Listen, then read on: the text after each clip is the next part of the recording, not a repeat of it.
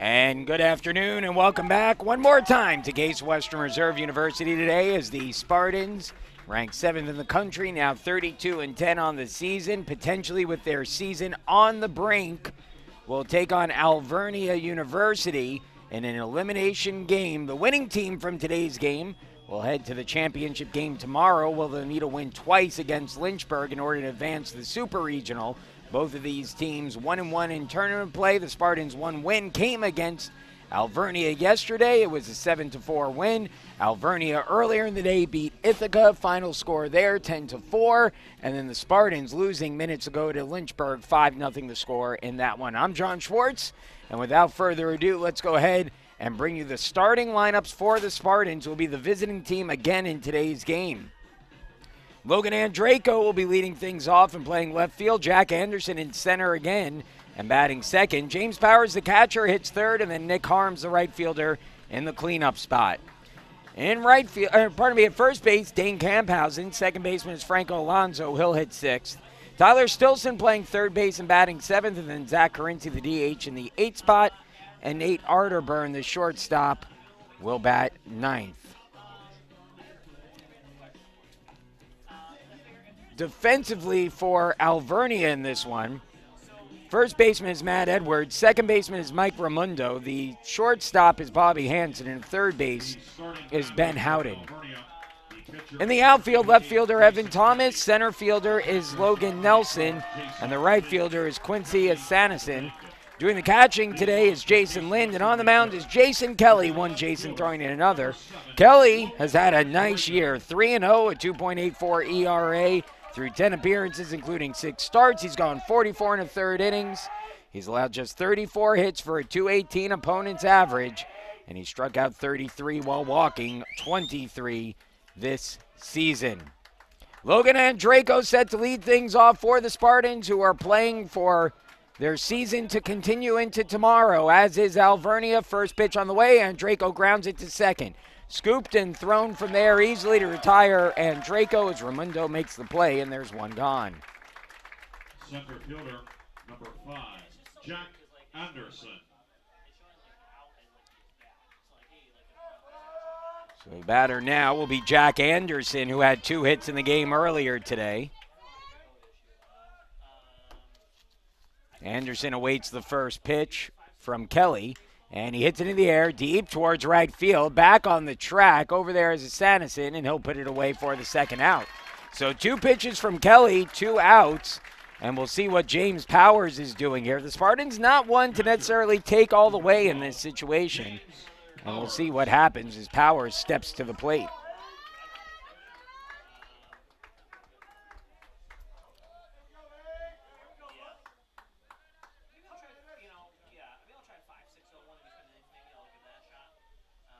First pitch to Powers, taken down low for ball 1, 1-0.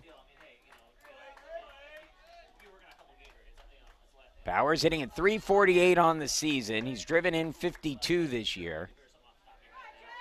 These NCAA tournament days are so interesting this second day, because you come into the day feeling pretty good about yourself if you're the Spartans, and all of a sudden your season is on the brink. In the meantime, sort of the opposite if you're Alvernia. Called strike on the outside corner, 2-1.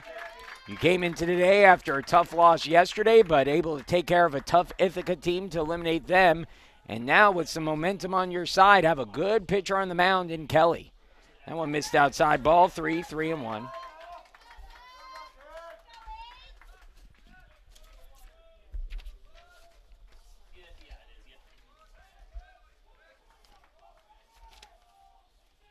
And a swing and a miss, full count 3-2.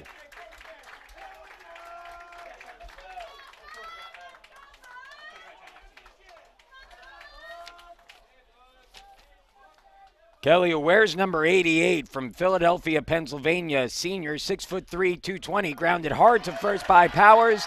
Gloved there, though, by the first baseman Edwards, who takes it to the bag himself for the out. And that will end the first. So the Spartans retired in order by Kelly in the first inning, and we'll move to the bottom of the frame. And let's go ahead and get you updated with the batting order for Alvernia. Evan Thomas will be leading things off and playing left field. He'll be followed by Quincy Asanason, the right fielder. Mike Ramundo, the second baseman, hits third, and Jason Kelly pitching and hitting cleanup. Matt Edwards, the first baseman, in the 5 spot. Ben Howden, the third baseman, hits sixth. Bobby Hansen is the shortstop. He'll bat seventh. Jason Lynn, the catcher, hits eighth. And then Logan Nelson, the center fielder, will be batting ninth. Defensively for the Spartans in this one, at first base, Dane Camphausen. Second baseman is Franco Alonso. The shortstop, Nate Arterburn, and the third baseman is Tyler Stilson. In the outfield, left fielder Logan Andraco, center fielder Jack Anderson, the catcher is James Powers. The right fielder is Nick Harms. Catching is James Powers for the second straight game, which makes me think maybe Jack Anderson not feeling 100%. Curious to see. And on the mound will be Kyle Geerding. Geerding will be on the mound and making his first start since much earlier in the season when he took a loss against Swarthmore on March 11th. He has pitched better in relief since then, and the Spartans turning to Geerding here today to try to keep their season alive. Geerding 1-2 on the year with an ERA of 8 through 10 appearances, including 3 starts. He's got an he got that 8 ERA. He struck out 21, walked 7, and a .328 opponent's batting average as well. So Geerding, who when he is effective, is very tough. He's been working all year trying to get back into the form he was last year when he was one of the better pitchers for the Spartans.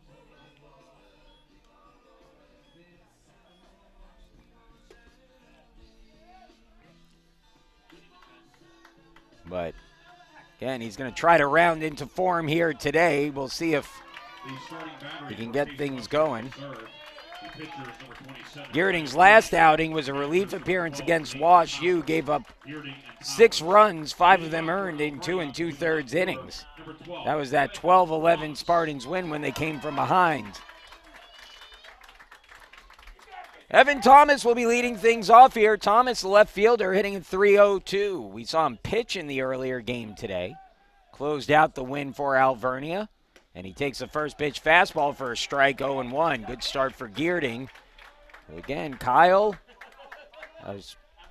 someone who's got a ton of potential, sort of the forgotten man out of this rotation for the Spartans. Here's the 0-1. Fastball up high, 1-1. I would imagine Geerding working on a short leash today, and that the Spartans fairly early in this game might try to go to Tyler Horvath. But again, it's trying to figure out what potentially to do here, as that's up and in. 2-1. Again, the arithmetic gets more difficult once you slide into the losers portion of the bracket, because now you've got to win 3 games here if you're the Spartans, where if you're the winning team, you only have to win 3 games throughout the entire tournament. Same for Alvernia. You've still got 3 more wins to get. That's down low, ball 3, and it's a 3-1 count on Thomas.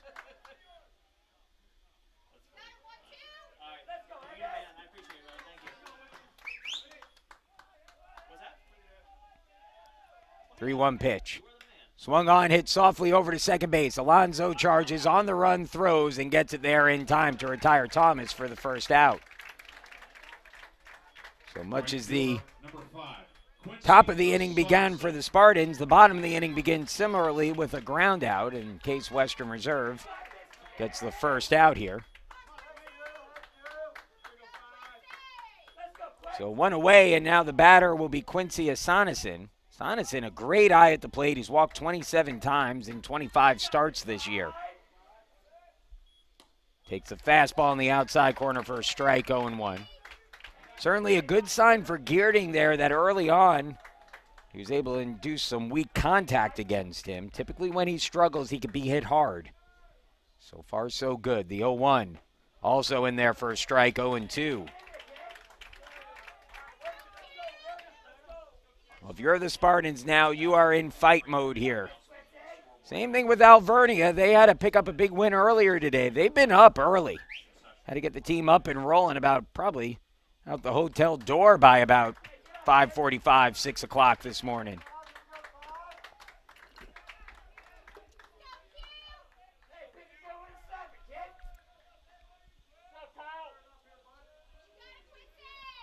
One and two the count on Assanison.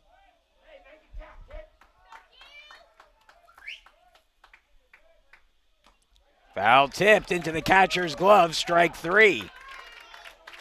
So Assanison strikes out swinging. 2 quick outs for Geerding, and that'll bring up Mike Raimondo.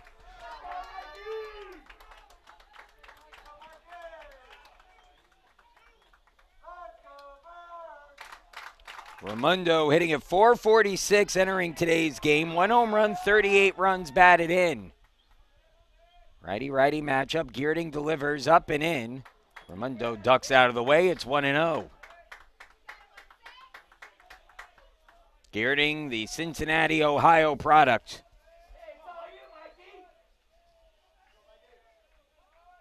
A junior, 6'4", 205 pounds. That one hit softly into shallow center and down for a base hit. And so while Geerding's certainly not happy to give up a hit, again, not great contact against him, which is a positive sign. First hit of the game for either team. First base runner for either team. Raimondo over at first. 4 for 5 on stolen base attempts this season, so has not attempted a ton of steals.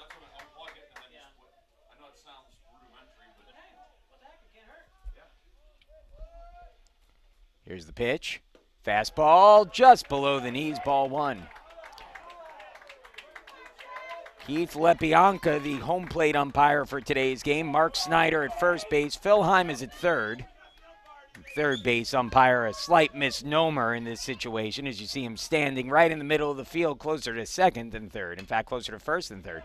That one grounded softly to short. Arterburn's going to have to hurry, but gets it there in time, and that'll end the first. We're scoreless after 1 in an elimination game, Game 5 of the regional here in Cleveland. We'll go to the second. 4, 5, and 6 for the Spartans. Harms, Camphausen, and Alonzo due up when we come back.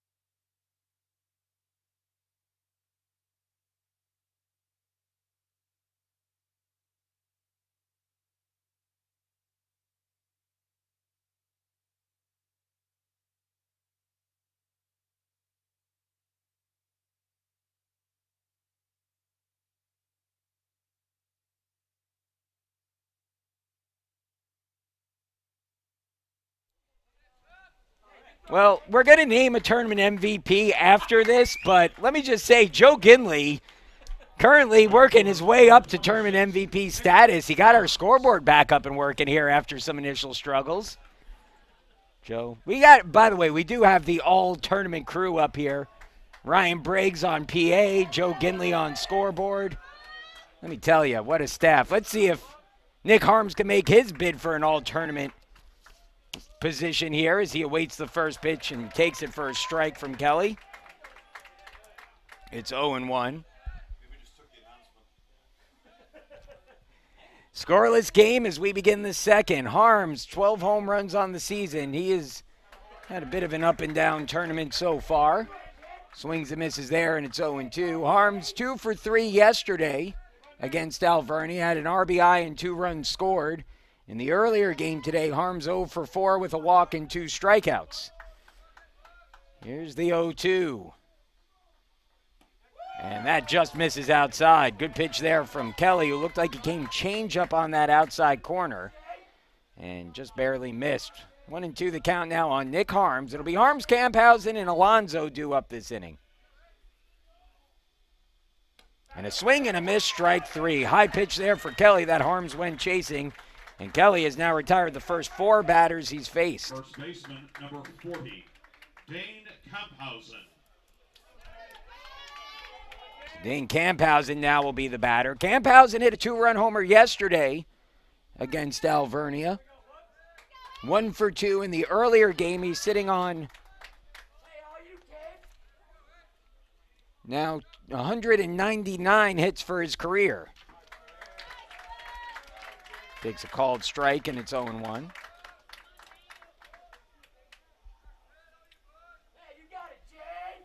This is a tough task for the Spartans, who will face a good pitcher here in Kelly. But not only that, but now are faced with, short turnaround, getting back out there.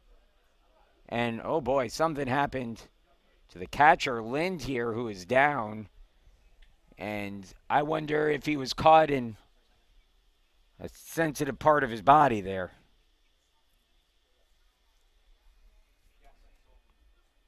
I'll have to take a look at that again here, as he is just lying face down.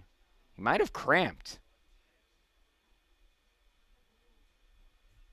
Yeah, they're working on his legs right now. I wonder if Lynn cramped up there.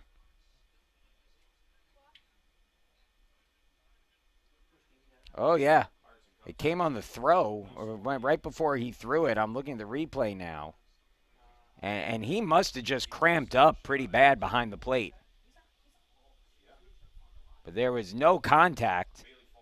He got up okay at first, and, if you go back and look at the video, he kind of took a half step and, maybe just came out of that crouch a little awkwardly and feeling a little bit of pain there right now. But, again, I think just a cramp, just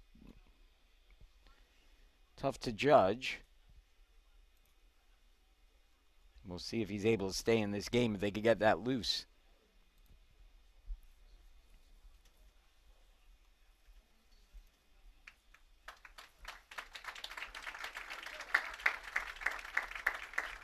And Lynn will be okay, I think. And he's shaking his head a little right now.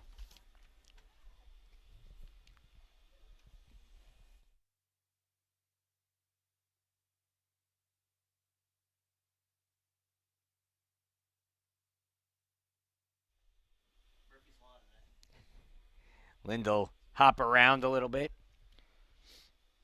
Well, the good news for these two teams is that there is plenty of time to get a game in here today. Sun shouldn't set until about 8:30. So you've got especially with a clear sky, you've got about, again, 4 hours and 20 minutes more, which at least a 9-inning game should be more than enough. Lynn seems to be okay, and I think we'll get a test pitch just to make sure.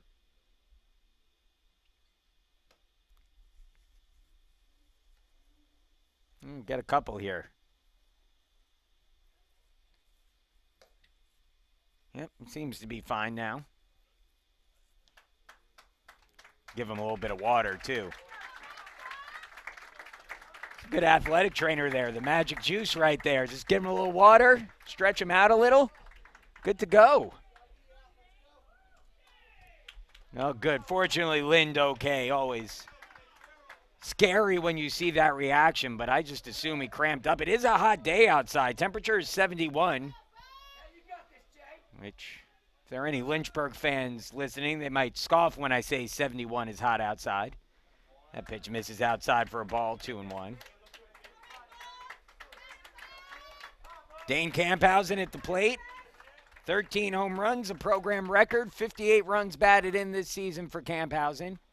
Takes a big swing and a miss there, and that evens the count 2-2.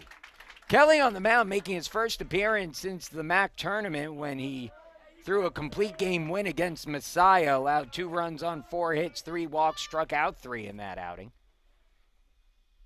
And a chopper there, hit softly back towards the mound. Going to be a tough play, barehanded by Kelly, throw across his body.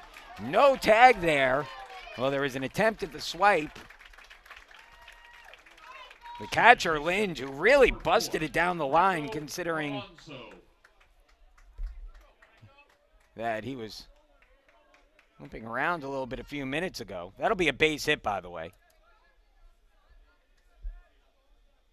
But Lynn doing a good job shaking off that cramp and is now on base, getting down to cover and back up there, and it's positive to see. Camphausen is on, first base runner of the game for the Spartans as Kelly misses down and out for a ball, 1-0 to Franco Alonso, who is hitting at .328 on the season. Alonso 1 for 3 in the early game. Spartans bats not active in the early game. They were shut out. That one's fouled away. It's 1-1.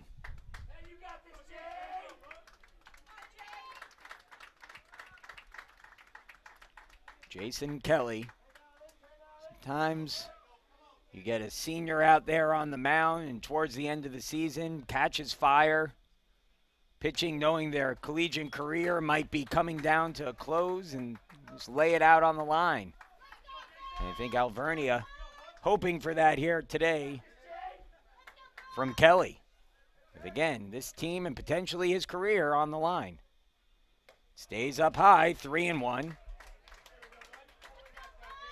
Tyler Stilson waits out on deck.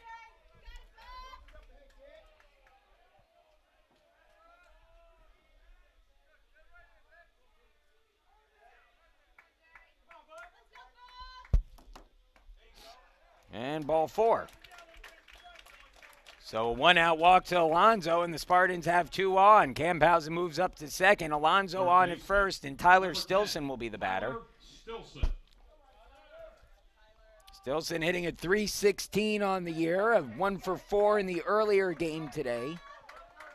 1 for 8 so far in the postseason.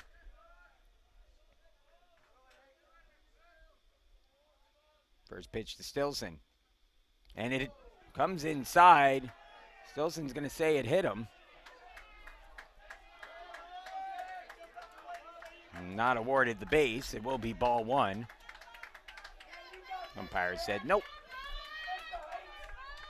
I'll see if Stilson can get a bat on one here. The 1-0. And it stays up high, 2-0. And Kelly all of a sudden struggling to find the strike zone.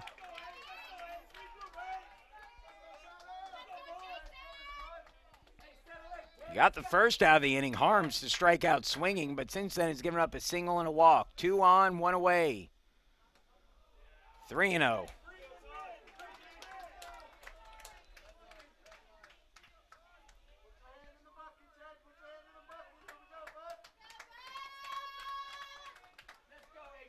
.30 pitch. We'll see if Stilson gets a green light. And it's a called strike lower inside corner. It's 3-1.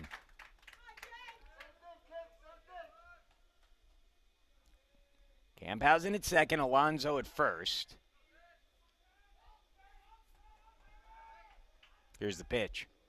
Ground ball hit up towards the middle, and it goes off Camphausen, and everybody's going to be out.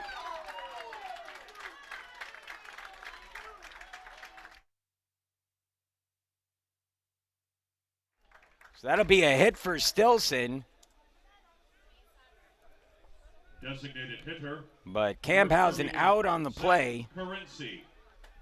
And with 2 gone now, that's a tough one. Camphausen got caught in between a little bit there, and I think actually tried to kind of blocked the shortstop from seeing the ball, but might have come back to backfire a bit there as that bounced off his leg. It's immediately a dead ball. As a called strike to Zach Carinci, 0-1. Again, it does go as a hit for Stilson. It's now first and second with 2 away.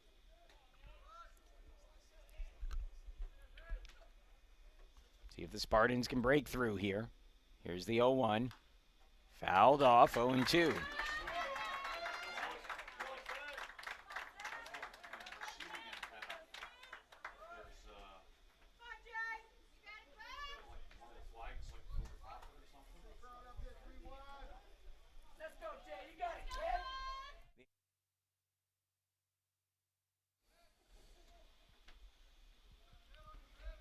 Oh and 2. Here's the pitch. Inside to Carinci. 1-2 the count.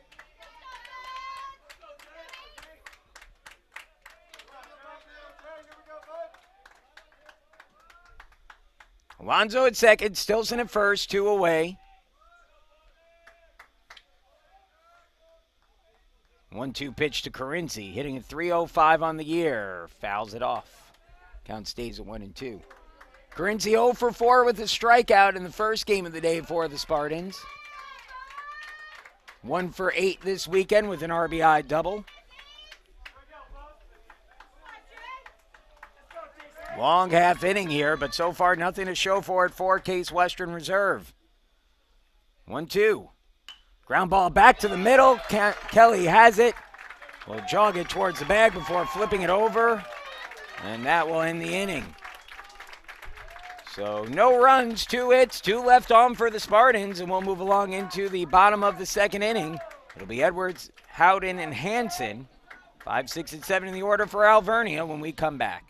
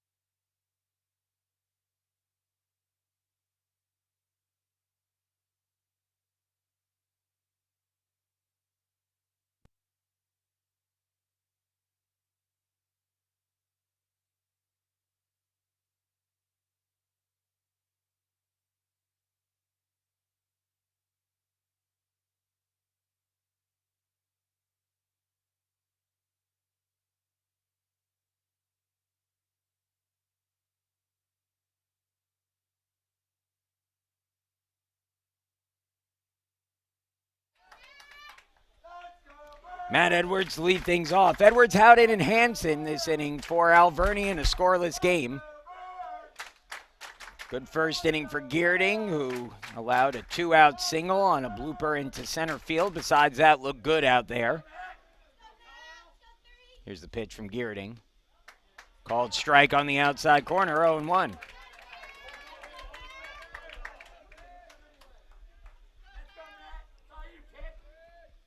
Gut check time for the Spartans, who have now been shut out through 11 innings today. Called strike, 0-2. Spartans last scored in the 4th inning of yesterday's game. So they've now gone 15 straight innings without a run after going ahead 7-0 against Alvernia. This is for a team that is pretty much going to live and die by its offense. And a rough sign when they are struggling to score as they have here so far today. Again, it just goes to show you need to really be at your best all tournament long. It's a swing and a miss, strike 3. And the second strikeout of the day for Geerding as he gets Edwards on the check swing. Baseman, number 11, Ben Houghton. So Ben Howden now the batter. Howden hitting a .294, 5 home runs, 28 runs batted in this year.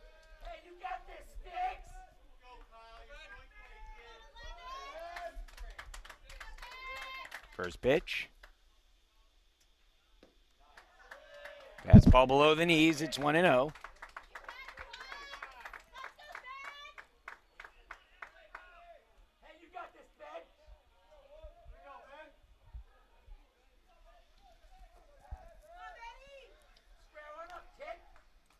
Geerding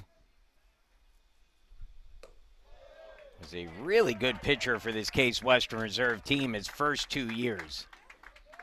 As a freshman, 2-1 with a 4.15 ERA, 9 appearances, 2 starts. Last season really emerged as one of the primary starters on this team. 6-2 with a 3.31 ERA. He was the Spartans' number 2 guy behind Reese Marley for a good portion of the season. Howden fouls that one back, 2-1. This year, the Stars just haven't aligned for Geerding, who's 1-2 with that 8 ERA. But a chance here for redemption. All that in the past. Those 10 appearances were regular season appearances, and the only one that matters right now is this one here today. Can Geerding put together his best start of the year? And just inside makes it 3-1.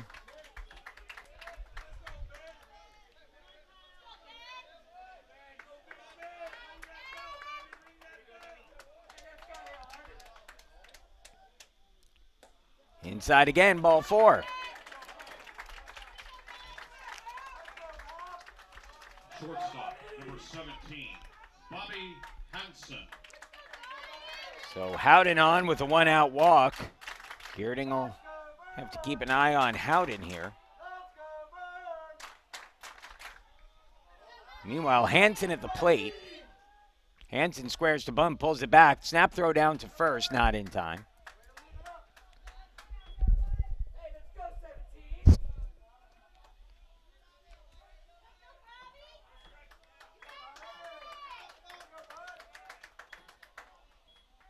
Hansen has been impressive defensively so far in this series and hits that one hard deep towards left center field, and it drops in front of Andraco. Going for second and sliding in safely with the double is Hansen. For Hansen, who had 3 hits and 5 at-bats earlier today, he picks up the double there, and he's having himself a tournament. Howden stops at third, and it's now second and third with 1 away. And the batter will be the catcher, Jason Lind, who is batting at .405 on the season. This is an Alvernia lineup that is tough all the way through. Lind 15 of 37 on the year.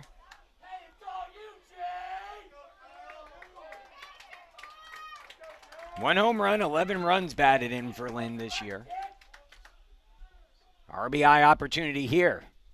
First pitch, pops it up. See if it stays in play. Camphausen coming over, but that will get out. And it's 0-1 on Lind.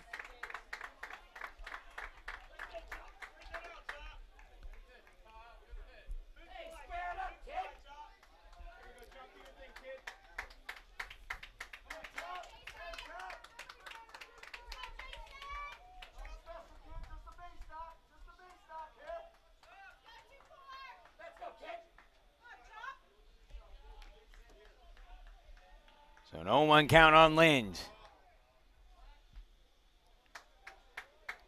Geerding steps off.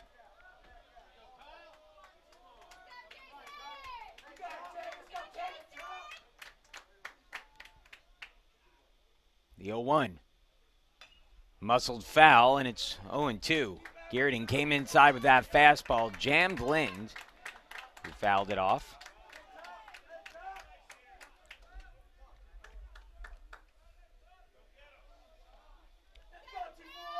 Spartans now 0-2 will pull the infield in. So they'll try to come home with this ball on a ball hit to one of their infielders. At the very least, try to keep the runner at third. 0-2 the count on Lind. 1 away, 2 in scoring position for Alvernia. And a swing and a miss, strike 3.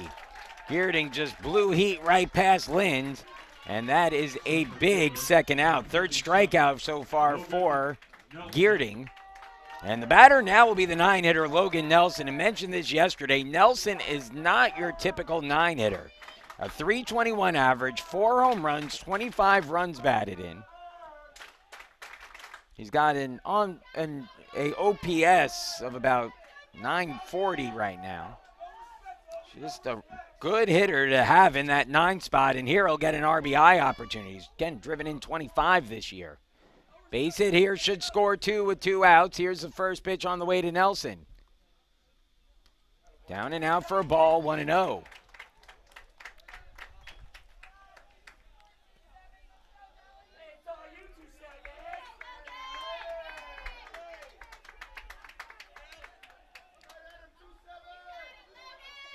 The 1-0 on the way. Make it bad here for Geerding. Here's his 1-0 pitch. And they'll call a pitch clock violation on the pitcher, so it's now 2-0. So Geerding called for the pitch clock violation. So a 2-0 count now on Nelson. Geerding comes set. Here's his 2-0. And it's grounded towards second base, through for a base hit. Picked up in right field by Harms. Here comes his throw to the plate, and it is not in time. It's a 2 RBI single for Nelson with 2 outs, and Alvernia jumps out on top, 2-0.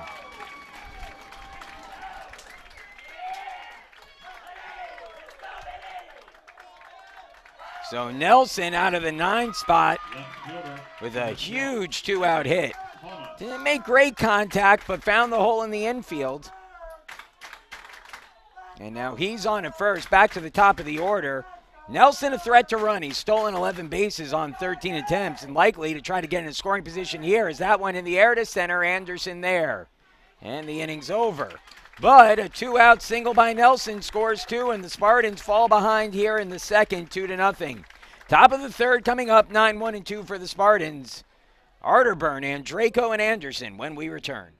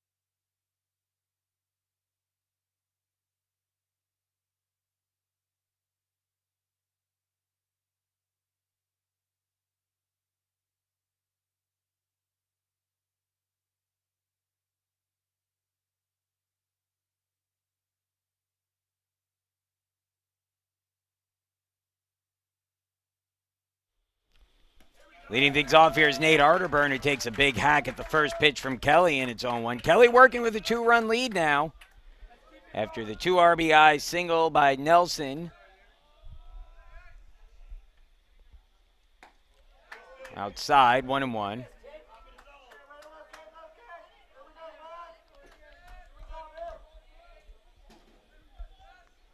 One and one the count on Arterburn.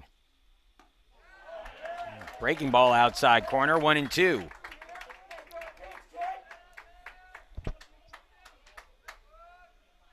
Here's the 1-2 pitch. Swing and a miss, strike 3. And Arterburn down swinging. Second strikeout of the game for Kelly, and now back to the top of the order. And Logan Andraco will be the batter. Number 7, Logan and Draco. Well, the Spartans now have gone 15 1/3 innings since they've last scored. And it's not the time of the season that you want to see your offense disappear. And again, this is a Case Western Reserve team that has had its success this season on the back of its offense. 1-0 on Andraco. 2-0. But all up and down the lineup at the moment, it has been a struggle here for the Spartans. Outside, 3-0.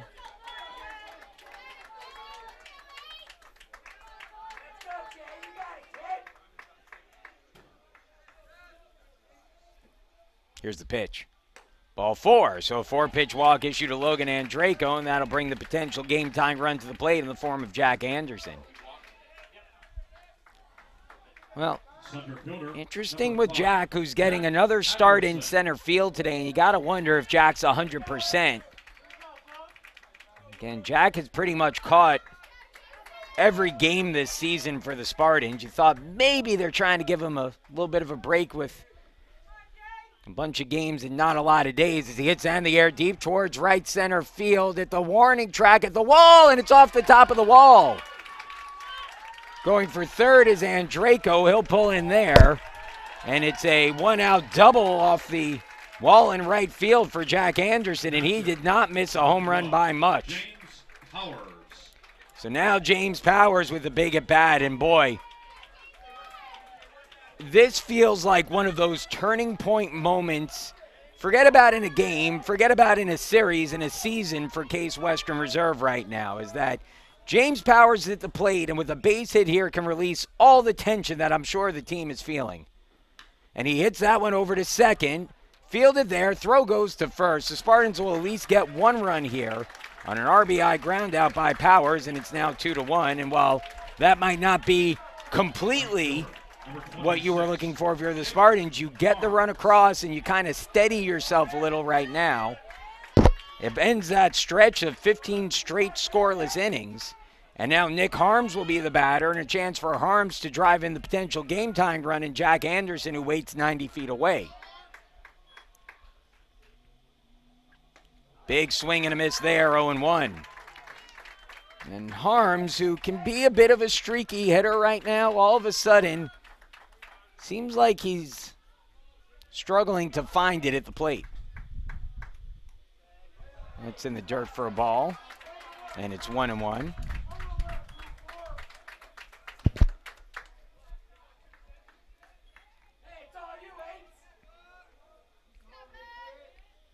It's a 1-1 count, 2 away. Anderson at third, 2-1 the score, Alvernia leading. And that one, chopper down the first base side, foul. 1-2 on Harms.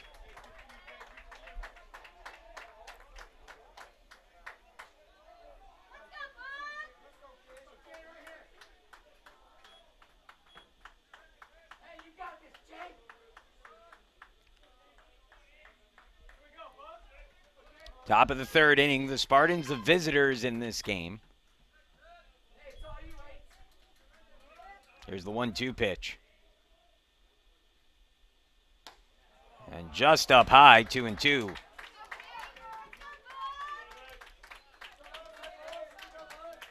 So the Spartans break through for one run, trying to even the score now with Harms at the plate. The 2-2 offering. And he foul tips that into his shin, and Harms goes down. Let's see if he's okay. He'll walk it off.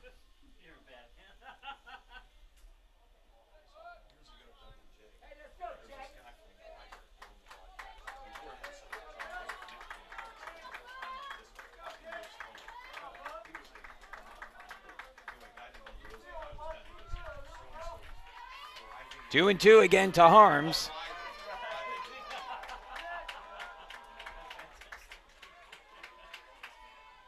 Ground ball, first base side, fielded there by Edwards. He'll jog it to the bag himself as he slides in around his pitcher, Kelly, and gets the final out of the inning. So the Spartans get one, but leave a runner stranded at third, and it's 2-1 as we move along to the bottom of the third.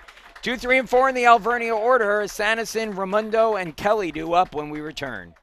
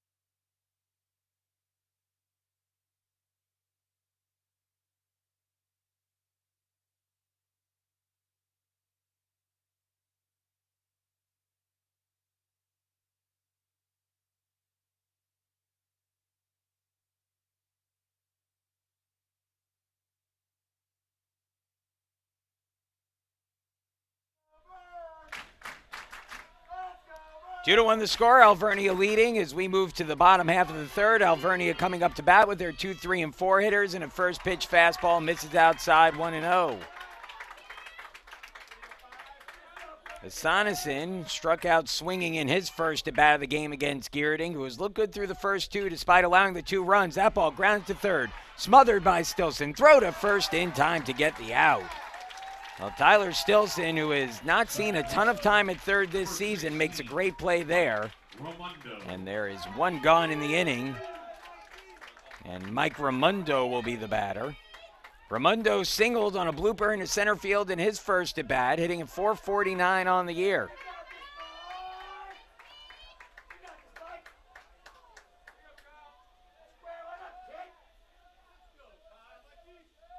First pitch. Down low, ball 1. Each team with 3 hits.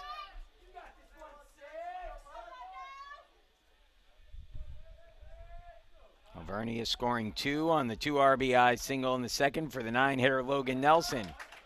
Taken down low, it's 2-0.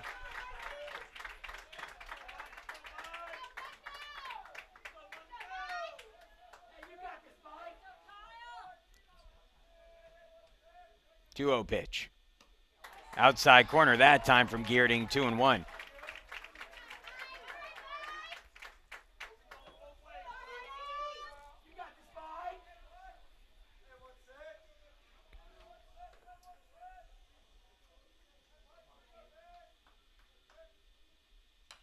Foul back, 2-2.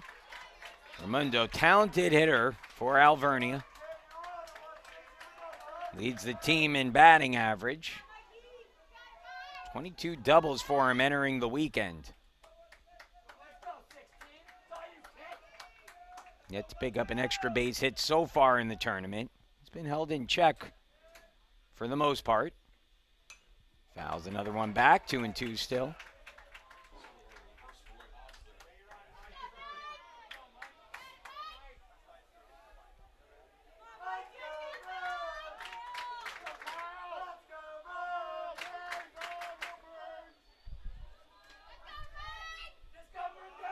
2-2, 1 away, bases empty. Raimundo, the 3-hitter at the plate. Geerding from the stretch, rocks and delivers.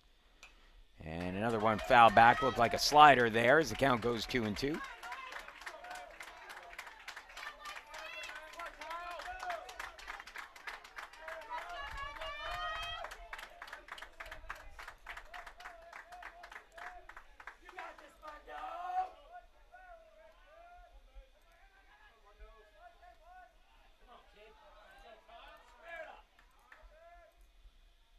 Line drive, right field, base hit.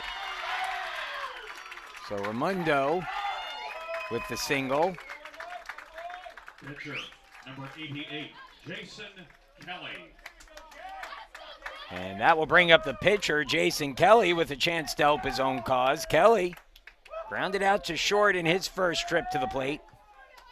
Sitting at 378 on the year. 2 home runs, 46 runs batted in for Kelly.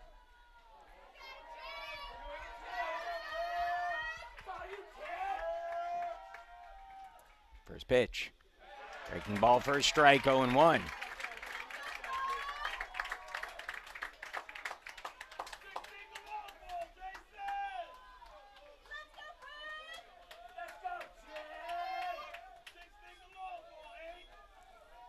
Here's the 0-1 offering. Outside, 1-1. One away in the inning, runner at first, Raimundo. Raimundo 4 stolen bases on 5 attempts this season. Not a huge stolen base threat, but this is a get him on, get him over, get him in kind of team in Alvernia. They sacrifice bunt a lot, they move, do a lot of hit and runs. Well-coached squad. That one hit up towards the middle, could be 2. Arterburn with it for 1, steps on the bag and smoothly throws over to first in time to get the 6-6-3 double play. So that'll bring us to the top of the 4th, 2-1 Alvernia. Camphausen, Alonso, and Stilson due up when we come back.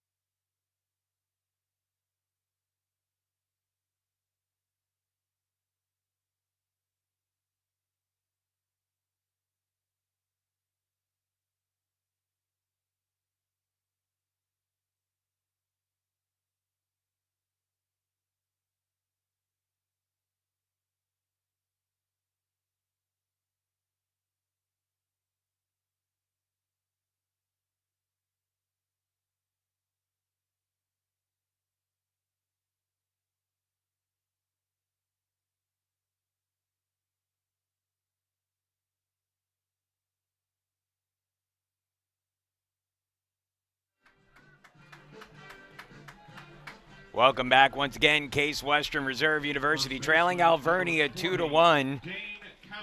Dane Camphausen set to lead things off. Camphausen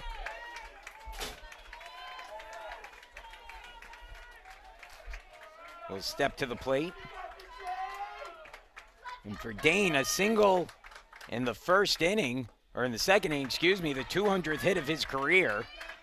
As he takes that pitch down low, ball 1-0. So Dane becomes the 3rd different member of the Case Western Reserve team to collect his 200th career hit this season. That one backhanded by the shortstop Hansen, who's had a great weekend, and throws that over to first to get Camphausen for the first out. 1 gone. Hansen has just been flawless at shortstop this weekend. He has been great. Really impressive. So 1 gone, and Franco Alonso, who drew a walk his first time up, will be the batter. First pitch to Alonso, squares to bunt, pulls it back, takes the ball down low, 1-0.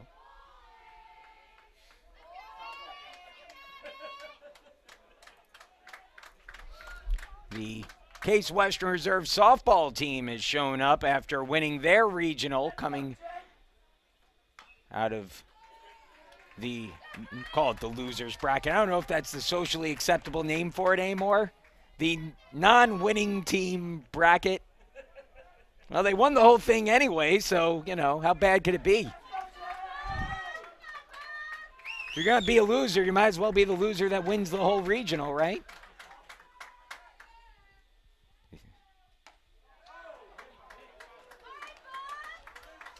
Two and one now on Alonzo.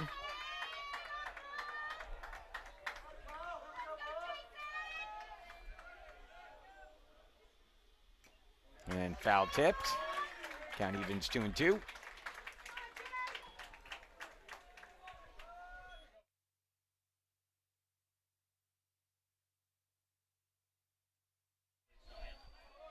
Two and 2 to Alonzo now from Kelly, who's in his 4th inning of work. One away, bases empty.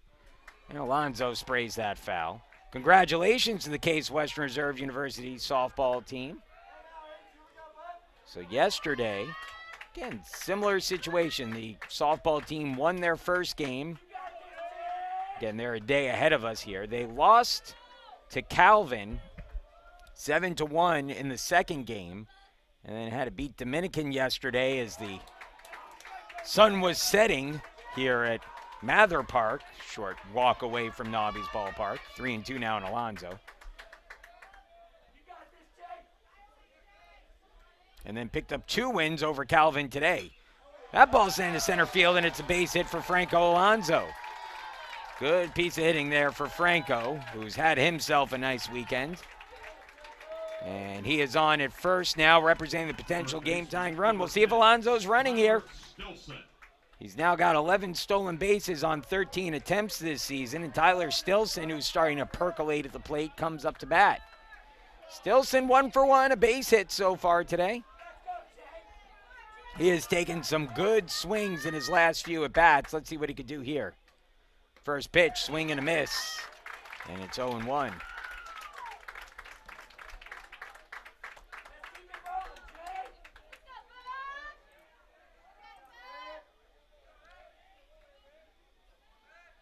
Pickoff attempt at first, Alonzo back.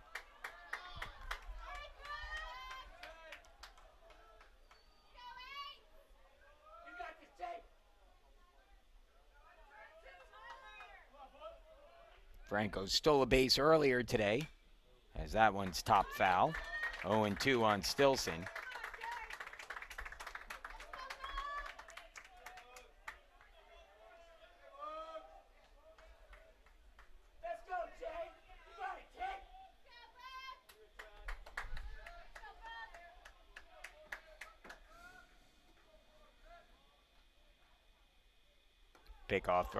Pitch out. Nothing cooking there, though.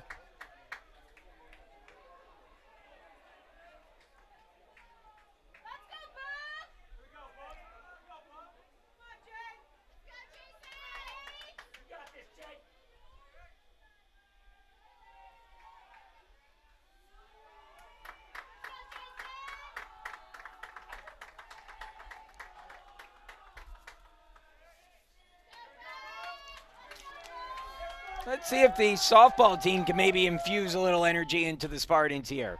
Another ball, back pick behind Alonzo.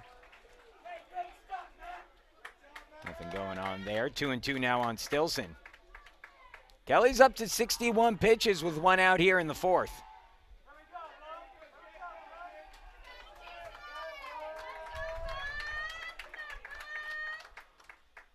And the breaking ball on the inside corner called strike 3, and Stilson down looking.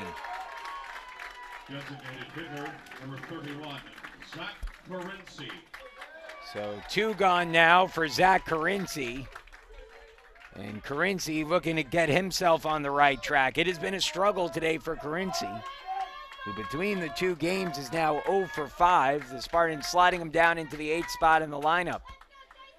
First pitch to Carinci. Instead of throw down to first.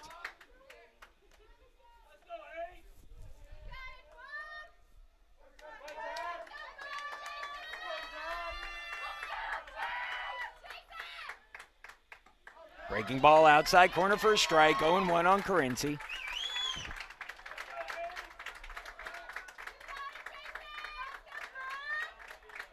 See if Alonzo's moving here.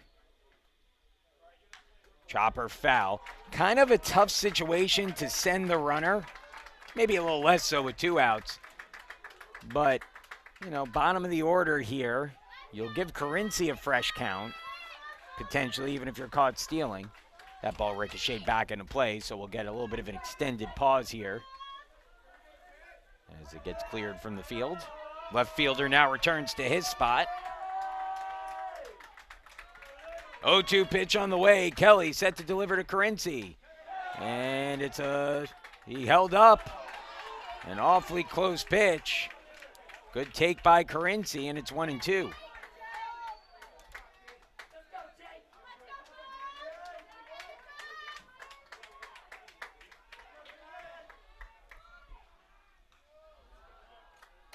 Lonzo again, he's had a bunch of dives back into first base here. Kelly keeping him on his toes. Here's the 1-2 offering. And Carinci pops it up. Right field, Asanis in there, waves everyone off. Not that there's anyone around him. And comes over to make the catch along the line for the final out of the inning. So Carinci flies out to right. No runs on a hit for the Spartans. They leave a man stranded, and we'll go to the bottom of the 4th. 2-1 Alvernia with the lead when we come back.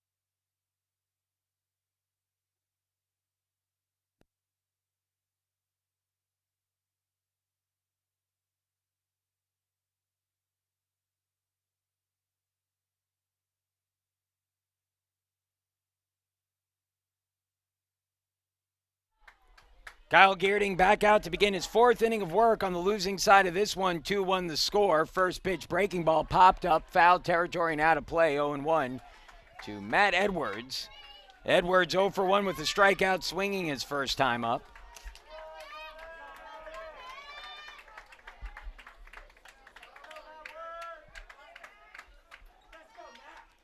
Here's the 0-1. Fastball lifted in the air, foul territory and out of play again, 0-2. Well, this has been a good outing so far for Kyle Geerding, as good as we've seen him pitch since the very early part of the season.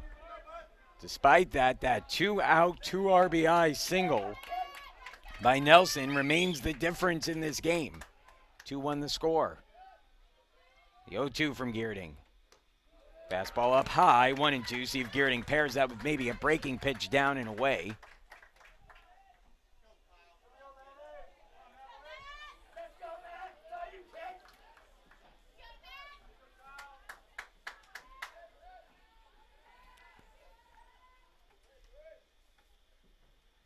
Up high, 2-2.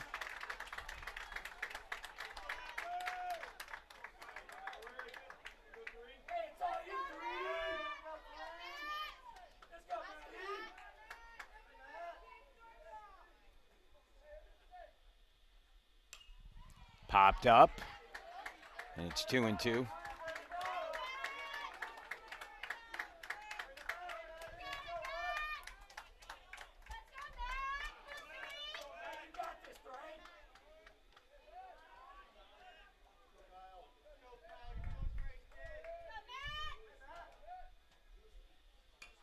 And he got weak contact on that. Geerding picks it up, flips it to first in time to get the out. Good job by Kyle Geerding there. And that just kind of got corkscrewed off the end of the bat. Ben Houghton.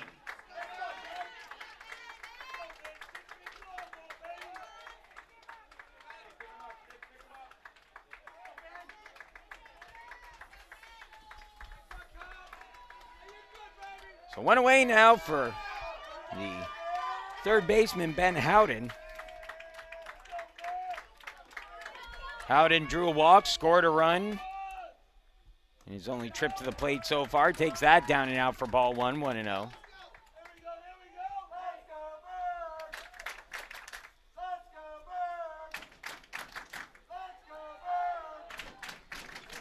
Here's the 1-0 pitch. Inside, almost hit him. But Houghton moves out of the way. It's 2-0.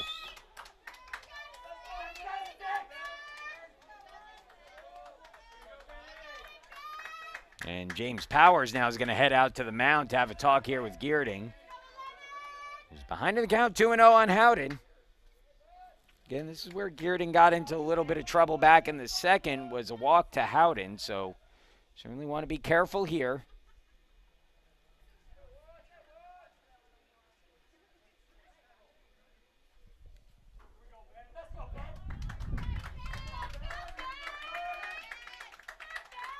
The Spartans have actually gotten two pretty good starts so far between Quentin Saunders and so far from Kyle Geerding, but nothing much to show for it here with the bats being very quiet today.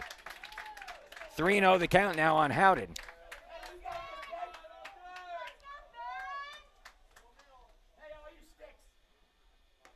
Outside corner, 3-1. The shortstop, Bobby Hansen, who's having himself a day, is waiting out on deck. Here's the pitch.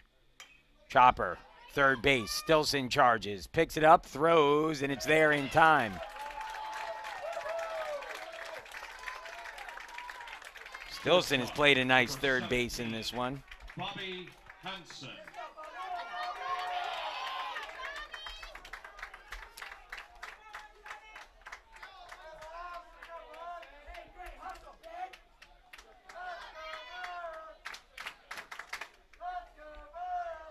So two gone, bases empty. Chance for a 1-2-3 inning for Geerding, who catches the inside. Nope, missed inside with that one, 1-0. Bobby Hansen, so far today, has had himself a real nice day. 3 for 5 in the first game that Alvernia played, with a run and an RBI, and 1 for 1 with a double so far in this one today with a run. He rockets that one deep down the line in left, but foul. Boy, Hansen, who has had himself a great defensive series, all of a sudden here erupting with the bat as well, and boy, he's been very impressive this weekend.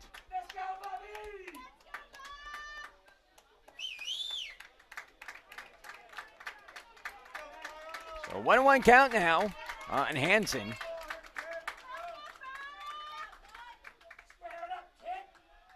Spartans will shift Jack Anderson a few steps towards left. Here's the 1-1 from Geerding. 2-1.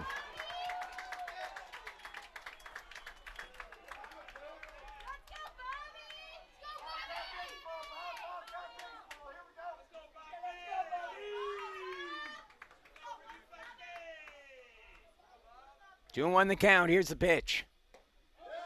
And ties him up, but they'll say Hansen held up. 3-1.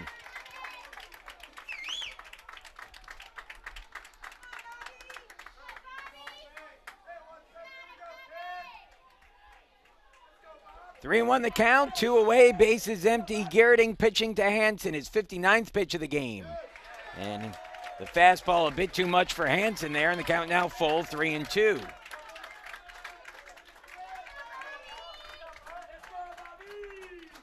Geerding comes set. Here's his payoff pitch to Hansen with 2 away. And that one fouled off. Count stays 3-2.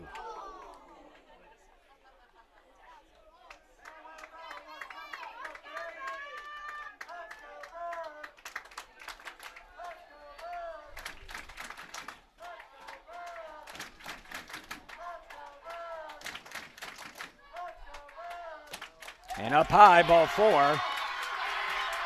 And Hansen fired up as he heads to first.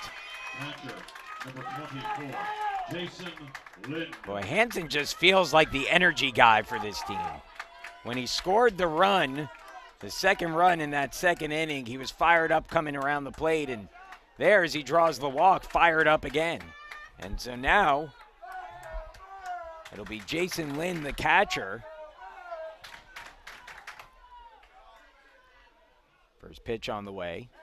Misses inside for a ball, 1-0.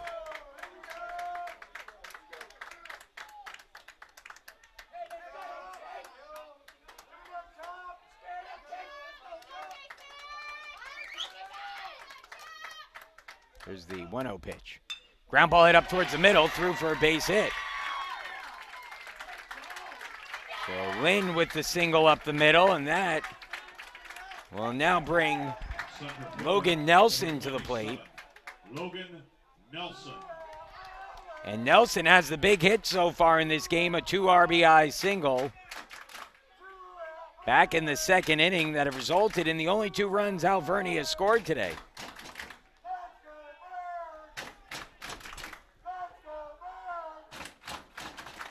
Nelson 2 for 5 in the earlier game today, 2 for 4.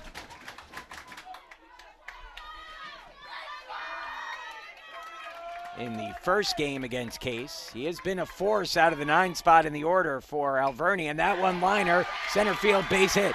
Jack Anderson scoops it. Here comes his throw to the plate, and it's cut off by Camphausen. Throw goes to third, and it's in time for the out. The runner scores, and so that makes it 3-1.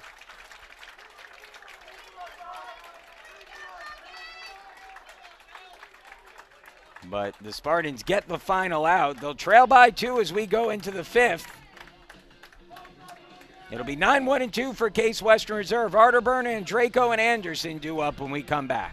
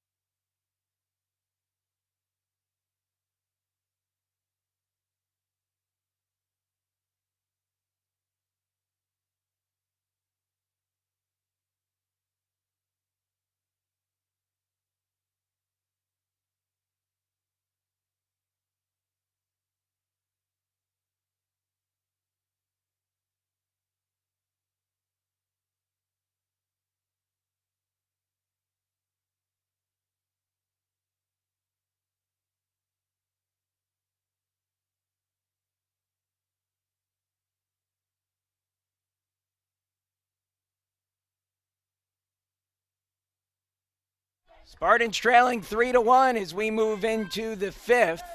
Leading things off is Nate Arterburn, who takes the first pitch from Kelly down and out, ball 1. Spartans with a run on 4 hits, but trail 3-1.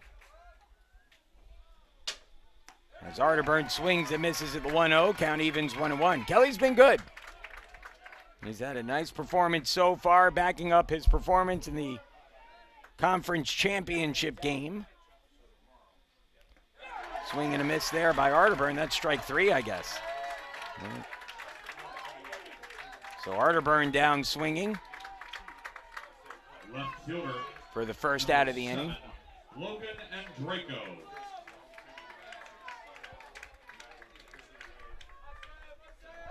One gone now, top of the order for the Spartans as Logan and Draco will face Jason Kelly for the 3rd time today, and swings and fouls off the first pitch. And Draco scored the only run of the game for the Spartans after drawing a walk in the 3rd inning.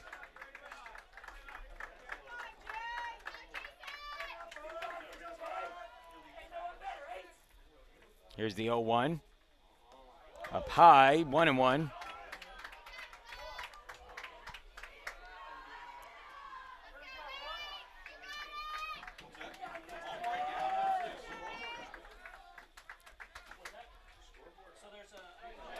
Called strike, 1-2.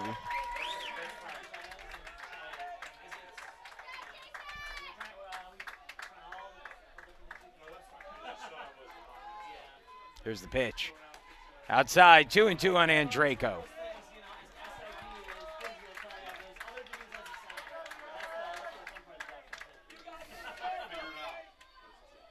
Kelly about to throw his 74th pitch of the game with 1 out and the bases empty here in the 5th. Andreyko waits, and a called strike, 3 with a fastball. Parked it on the outside corner, and there's 2 gone. Back-to-back strikeouts for Kelly to start the inning. That's now 5 in the game for him. And 2 gone for Jack Anderson, who had a double in his last at-bat, deep off the wall in right field.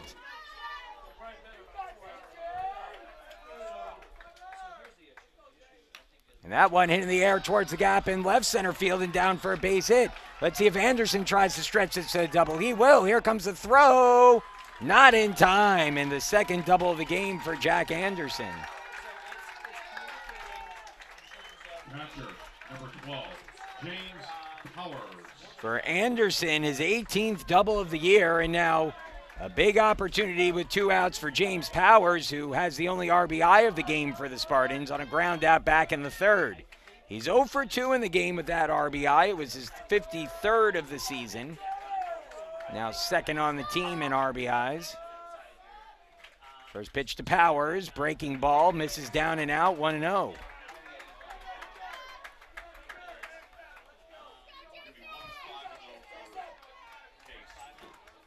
The Spartans have left a lot of men on base in the 2 games today. Trying to get Anderson home from second here with 2 outs. It's a 1-1 count on Powers.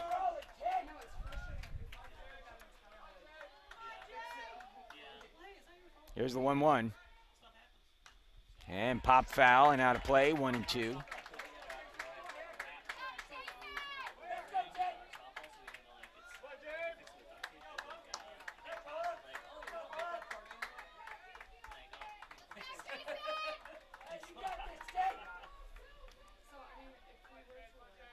Here's the 1-2 pitch.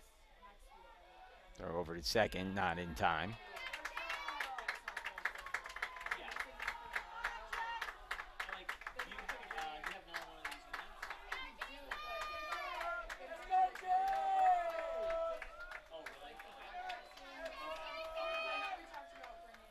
Here's the 1-2.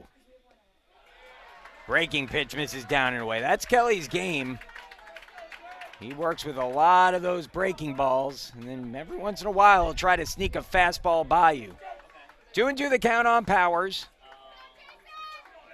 Big at bat here. Here's the pitch. And that one popped up behind first base. Edwards there, called off by the second baseman Raimondo, who puts it away for the out. And that ends the inning. No runs, a hit, no errors, and a man left on. We'll move to the bottom of the 5th. Case Western Reserve trailing Alvernia 3-1.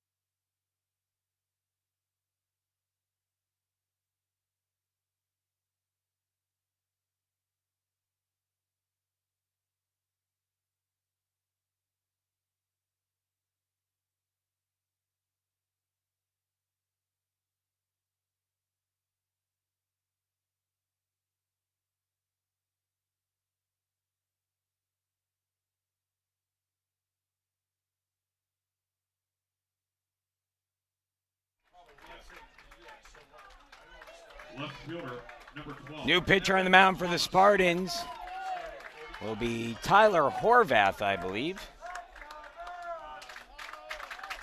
Horvath will enter the game here with the Spartans down 2.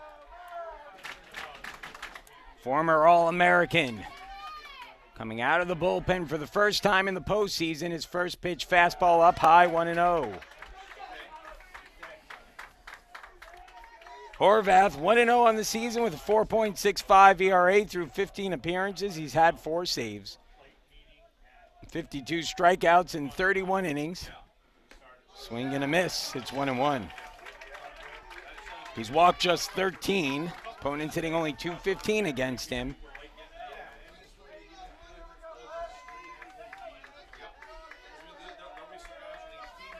Good outing by Kyle Geerding, but is going to be on the short side of things for the moment. Fastball low, 2-1.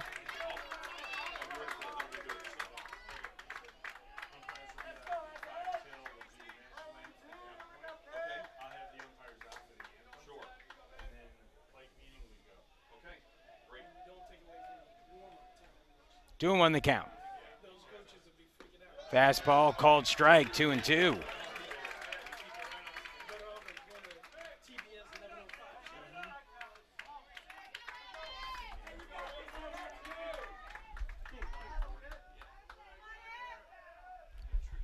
Two-two pitch from Horvath. And holding on that one is Thomas, and the count goes full 3-2. Top of the order this inning for Alvernia, Thomas, Sanderson, and Ramundo. Alvernia leading 3-1. All 3 runs driven in by Nelson, the center fielder. Full count, 3-2 still, as that one's fouled back by Thomas.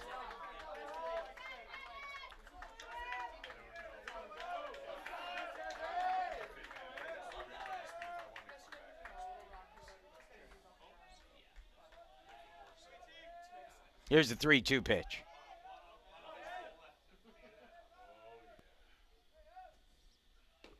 And he can't hold up, strike 3.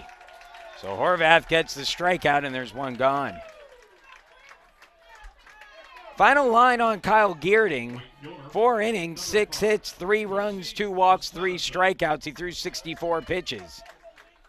And who knows if the Spartans are able to come back in this one and advance till tomorrow. Wouldn't be shocking to see Geerding get another appearance if the Spartans need him. They're going to have to find some pitching for tomorrow if they keep alive in this tournament. At that point in the weekend, Asanason now the batter. Takes that one up high for a ball, 1-0. 0-2 on the day for Asanason, who's been a good player for Alvernia. .236 hitter on the season, but he's been impressive here. And again, that .236 average supplemented by his 27 walks this season, his on-base percentage up close to 500. So that average will be a little deceiving when you look at it. Can't hold up there. And it's 1-1.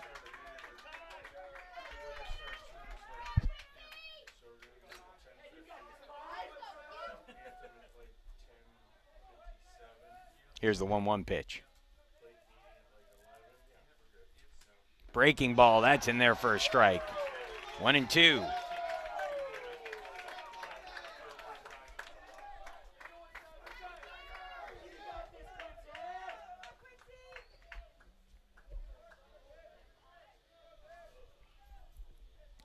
One and two count, 1 away, bases empty.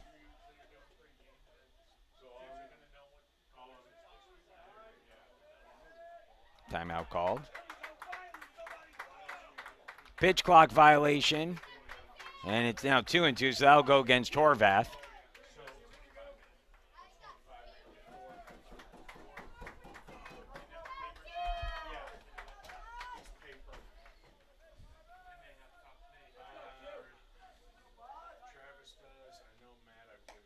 Fastball outside, full count 3-2.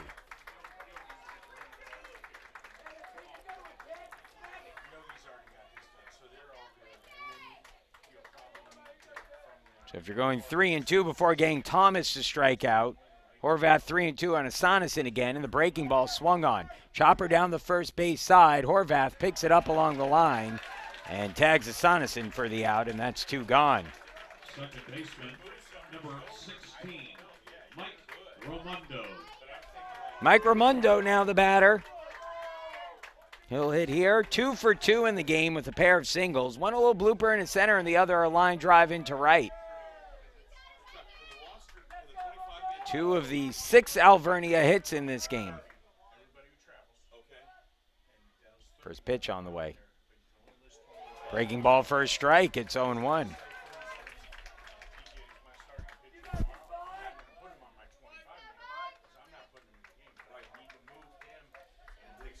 Here's the 0-1 offering. Fastball. He can't hold up. Raimondo behind 0-2.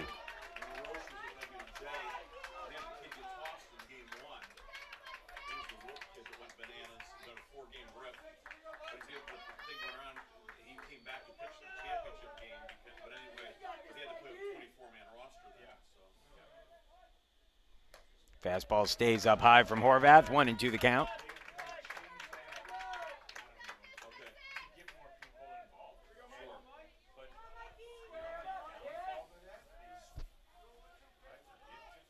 One, 2 from Horvath.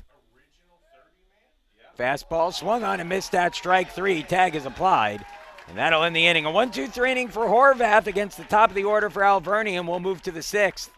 It's 3-1. Alvernia, the Golden Wolves with the lead. Harms, Camphausen, and Alonso due up when we return.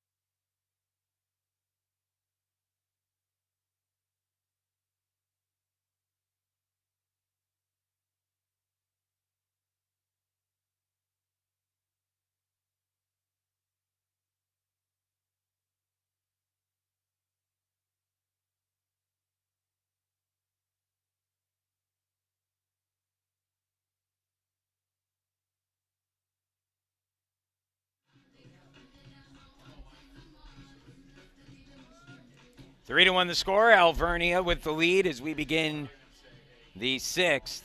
Kelly's been good. 80 pitches deep through 5 innings. He's allowed just 1 run on 5 hits. Kelly has walked 2, struck out 5 Spartans. Harms will be the first batter here. Harms, Camphausen, and Alonso due up for Case Western Reserve. And boy, it feels like Harms is the guy that might need a shake loose for this team to get a little bit of momentum back in their favor. But when Nick Harms is going well, the team tends to follow. And it's evidenced yesterday, he drove in the first run of the game for the Spartans, went 2 for 3 in that game with 2 runs and an RBI. But since then has not picked up a hit. First pitch to Harms, fouls it off, and it's 0-1. Harms is struck out and grounded out to first in his 2 plate appearances.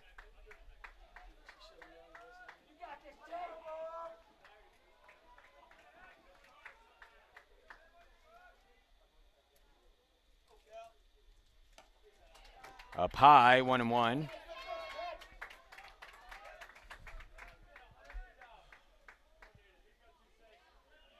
Alvernia's bullpen should be in fairly good shape. Should have most of their major arms ready to go. 2-1 now. Brad Coley, their closer, at least appears to be their closer, but typically a 1-inning guy as Harms takes that low, ball 3. Matt Mays, a guy that has been used out of the bullpen a lot. Michael Andrew. We've seen none of these guys so far in this series, and they've all been pretty good. That ball lifted in the air, left field, and it will drop. Base hit. Harms is going to dig for second. Here comes the throw. Harms slides in, and he's safe. So said that Nick Harms may need to shake loose a little here for this team to be successful, and wasn't the hardest hit ball Nick has ever hit, but get the job done. He's now on at second with nobody out. So leadoff double for Harms. That'll bring Dane Camphausen in the plate, who collected the 200th hit of his career back in the second inning. He's now 1 for 2 in the game with a ground out to short. Well, Camphausen, a guy who can even this game with one swing. He's certainly capable. A home run against Alvernia yesterday. He's got 13 on the season. That's a program record. Throw over to first, second, is not in time.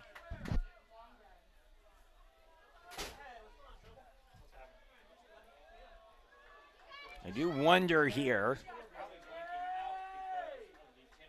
We'll see. Down low for a ball, 1-0. So Camphausen ahead in the count.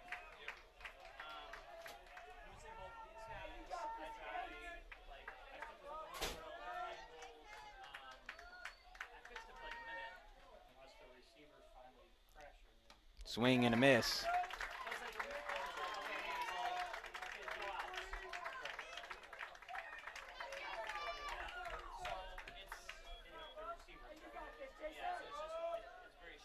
So 1-1 the count on Camphausen. Big at bat here. It's interesting. Harms just kind of waved his hand at second base. And I wonder if Harms is maybe, no, I think that's a bug in front of his face. I take it back. I was wondering if Harms was kind of tipping signs, but I don't think that's the case. Down low, ball 3, 3-1.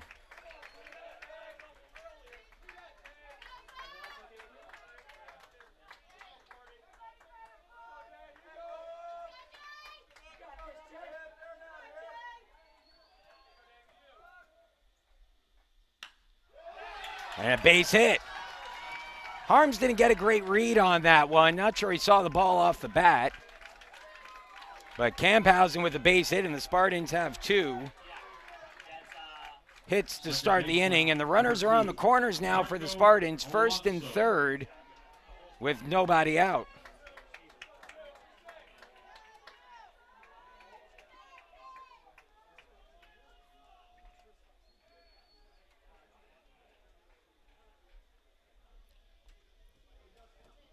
So we'll get a meeting on the mound here. That's the assistant coach for Alvernia that's out there, not longtime head coach Yogi Lutz.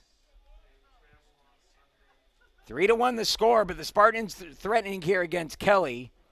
Franco Alonso due up when we resume, and Alonso has probably been the Spartans' hottest hitter this weekend. He's 1 for 1 with a walk and a single so far in this game. Alonso has hit safely in all 3 contests. 2 hits on Friday's game against Alvernia. Had 1 hit in the earlier contest.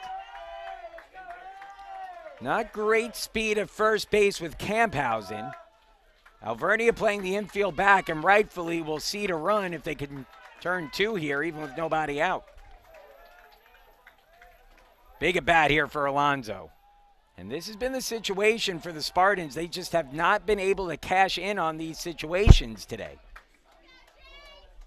And they need to put up a crooked number this inning. They just, again, just feels like this team needs to shake off some of the rust here today. Alonso squaring a bunt, gets it down but foul, and it's 0-1. Kelly now up to 91 pitches.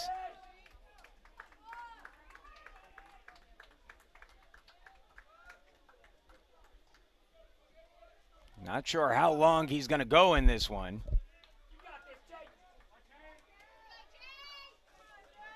Can't imagine he's got a ton more left in the tank, but we'll see. 0-1 instead of throw over. He's coming off a complete game win that was back on May 12th, so just 6 days ago. Alonso gets that bunt down. Good bunt. It'll stay fair and everyone's safe. The squeeze play works. So the Spartans executing the squeeze, and Franco Alonso continues to execute for the Spartans, and boy, is he having himself a tournament. And so now 3 straight hits to start the inning, still nobody out. The potential game-tying run moves into scoring position in the form of Dane Camphausen.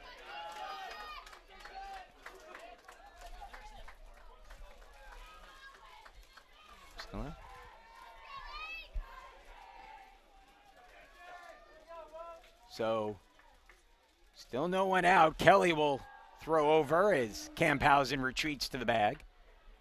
Then if you're wondering, Kelly throwing over on those so he doesn't get charged with a disengagement. You're only allowed to disengage once without throwing over. That one swung on, grounded through the hole, base hit. Camphausen motoring around third. He'll come in to score. Going to third is Alonso. It's an RBI single for Tyler Stilson. And Case Western Reserve has evened the score, 4 straight hits to start the 6th.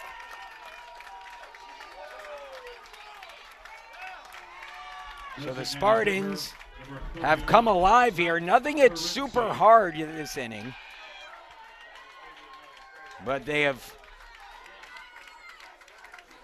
been able to get 2 runs across to tie the game. Still nobody out. It'll be first and third.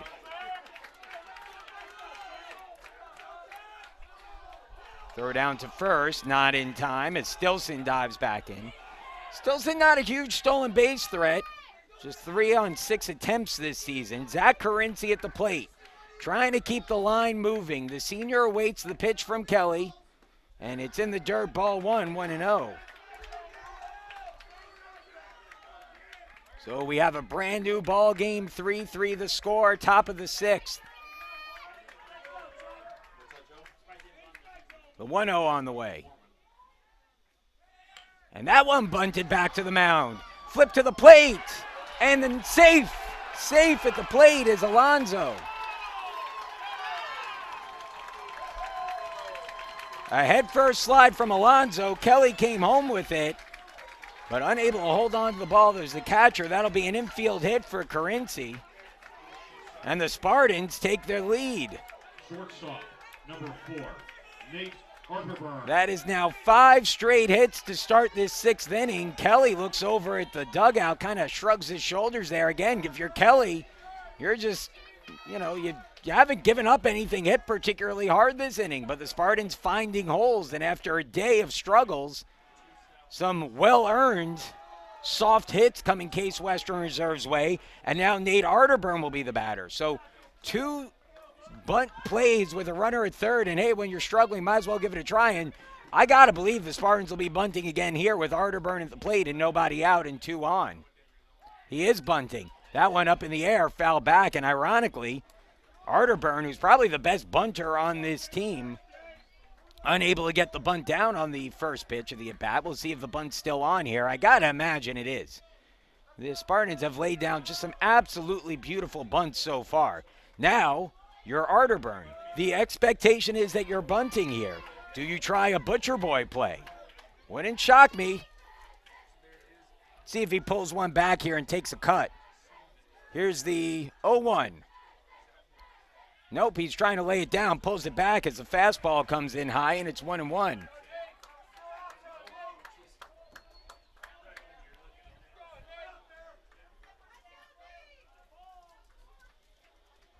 (4-3) the score. Spartans leading.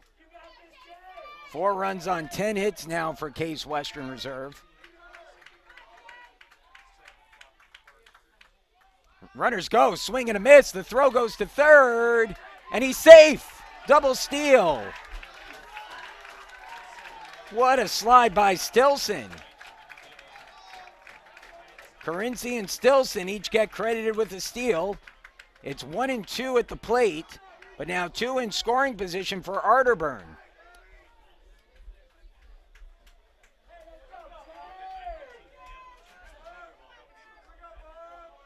Still nobody out in the inning. And A called strike 3 on the outer portion of the plate to Arterburn, and he's down looking. And now that will be it for Kelly. Yogi Lutz will head out. 4-3 the score. Pitching change for Alvernia and a chance for the Spartans to add on more when we return.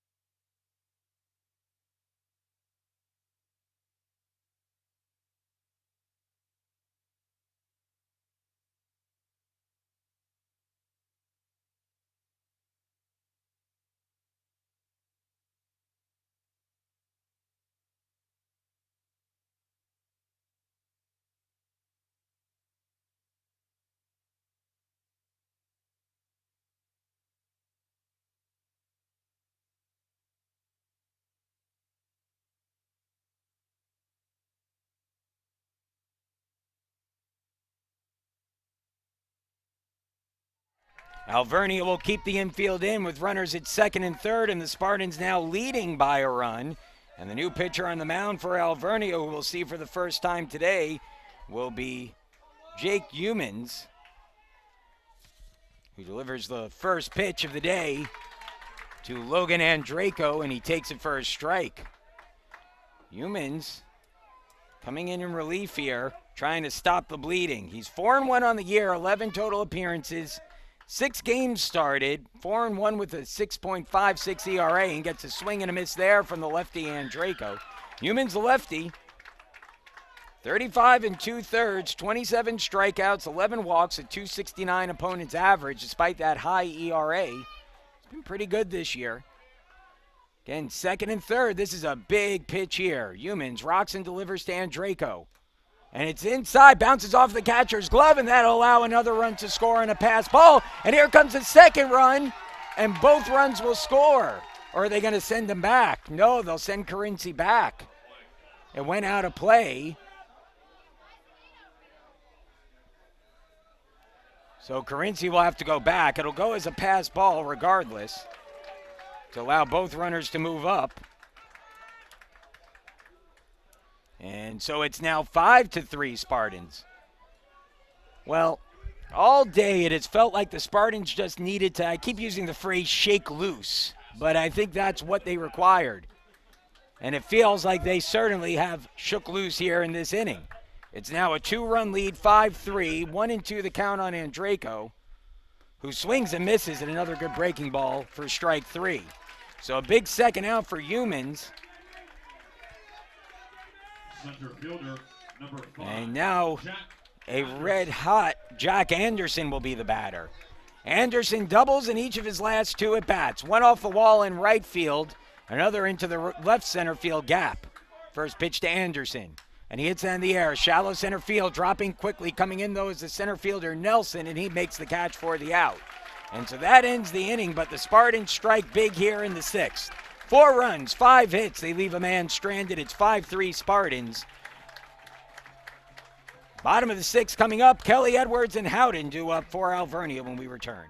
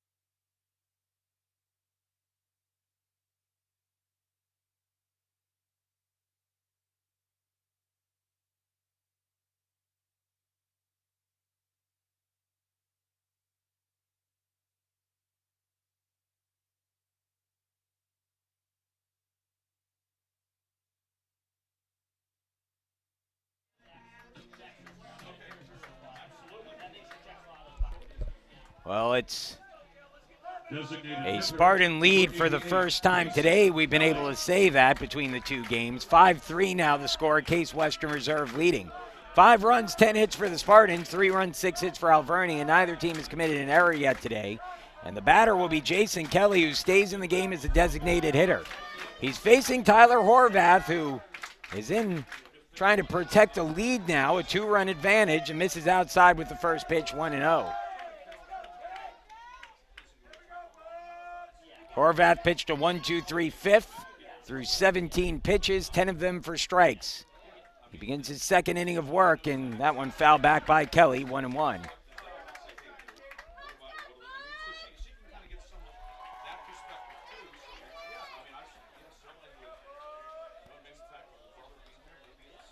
Here's the 1-1 pitch.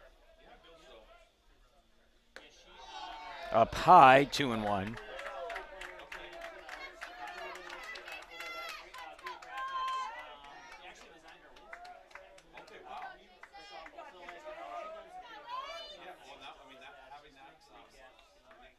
Two-one offering on the way from Horvath to Kelly. Kelly trying to atone from what was a tough top of the inning. That one ground to short. Arterburn with it, and he gets it there in time. 1 gone. 4 straight retired for Horvath since coming into the game. First baseman. And that'll bring up Matt Edwards. Edwards 0 for 2 in the game, hitting a .309 on the season. He struck out and grounded out to the pitcher. Facing Horvath for the first time.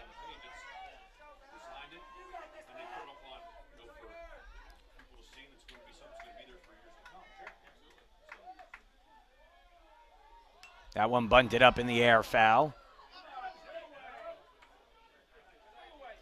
Well, this is just such an important game because obviously it keeps you alive. You know, a little silly to say this is an important game. Of course it's important.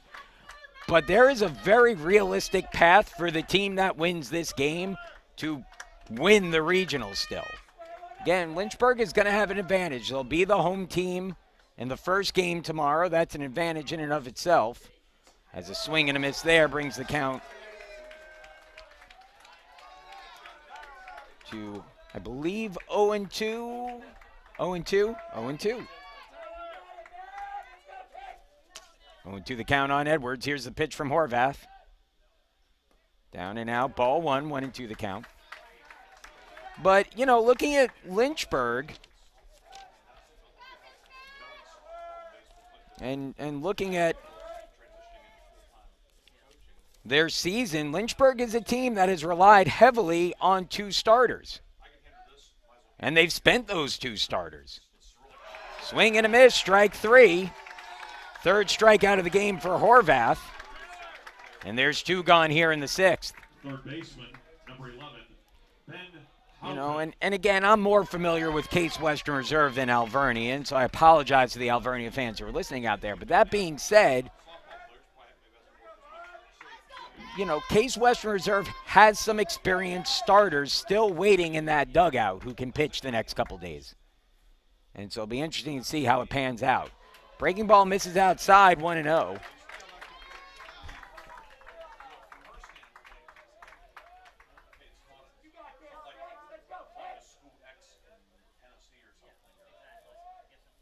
From Horvath. Breaking ball inside corner called strike, 1-1. Howden at the plate, the third baseman, 0 for 1, a walk and a ground out.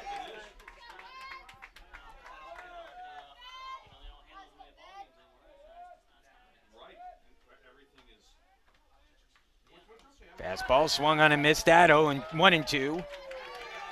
And Horvath, a strike away from his second straight 1-2-3 inning. Might be Tyler Horvath's last appearance as a Spartan. He'll go down as one of the great relievers in program history. And he gets another big strike midair. Swing and a miss from Howden. 4 strikeouts for Horvath, who struts off the mound. And the Spartans will head to the 7th with a 2-run lead. 5-3 the score. Heart of the order. Powers, Harms, and Camphausen due up when we come back.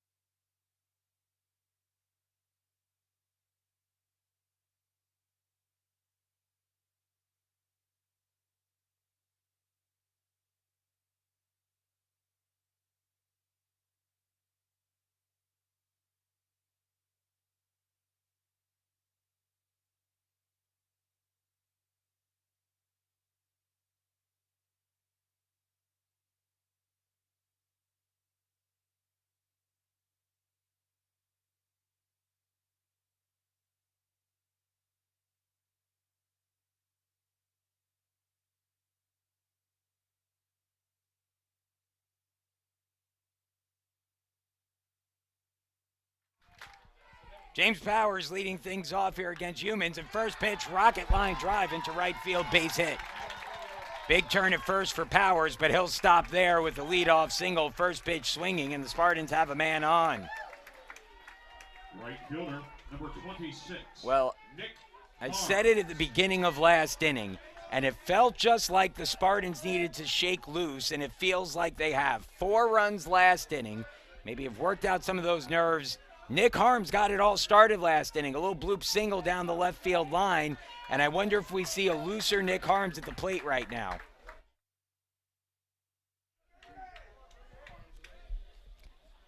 Here's the first pitch to Harms. Down and away for a ball. Mentioned it in the first game, but Harms, a guy who has negative splits. In other words, or reverse splits, I guess you could say. In other words, he hits lefties better than righties. Came into the day hitting at .385 against lefties despite being a left-handed hitter. The lefty Humans throws down to first, not in time.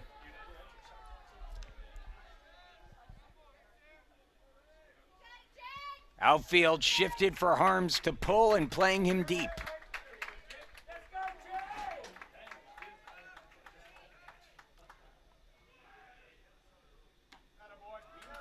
Called strike, 1-1. Just kind of has a feeling like Harms is about to unload on one. It's a 1-1 count to Nick. In the dirt and caught up in between his Powers. The throw will go down to second and the tag is applied for the out. So Powers getting a little overly aggressive there.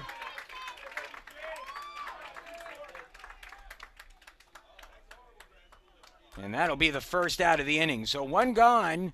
Base is now empty for Harms.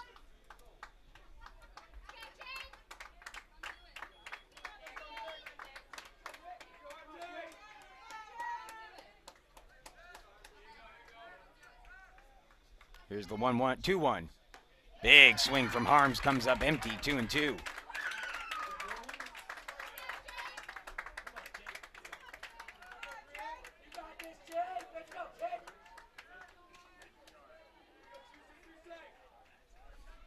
Here's the 2-2 pitch. And a called strike 3 on the inside corner. Harms down looking. First baseman, number 40. So just like that, 2 outs in the inning.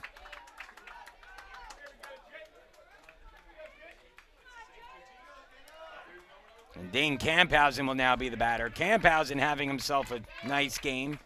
Average is now up to .399 for Dane on the season.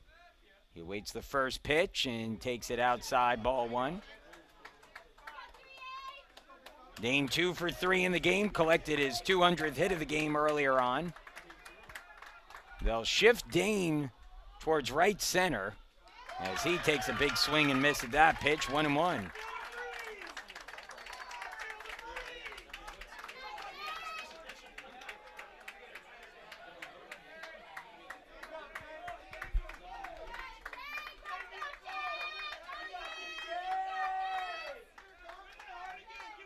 One pitch.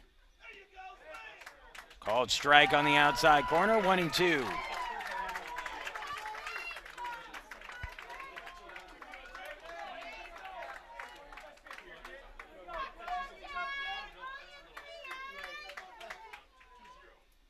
Up high, 2-2 as the count comes even.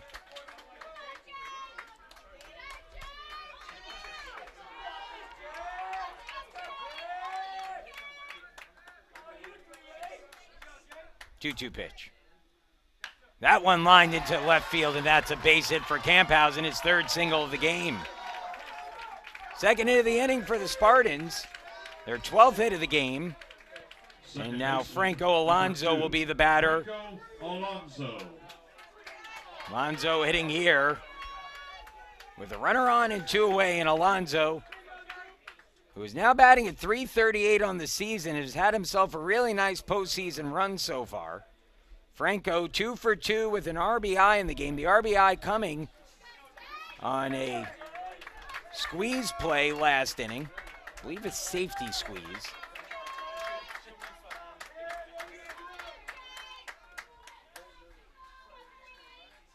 Hitting here with a runner on. Takes ball 1, 1-0. Alonso, a .364 hitter against lefties this season, entering play. And a swing and a miss, took a big cut of the breaking ball, 1-1.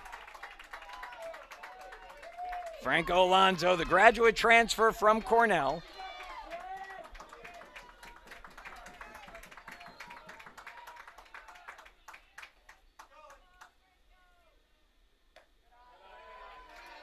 Two and 1 the count. And like I said, I know it's Division I versus Division III, but how Alonso never is a impactful player for Cornell is beyond me. He has been brilliant this season for the Spartans. 1 more year of eligibility left for him after this. 3 and 1 now. Pasadena, California product.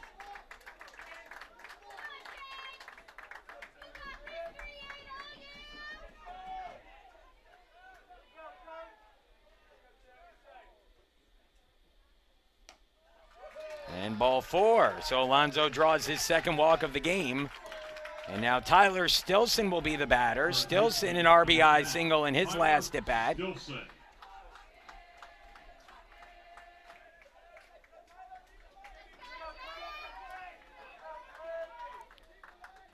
And that might be it here for Humans. Let's see. Yogi Lutz walking out to the mound. And judging by the pace of his walk, looks like he'll be making a pitching change here. So 2 on, 2 away. New pitcher for Alvernia when we return.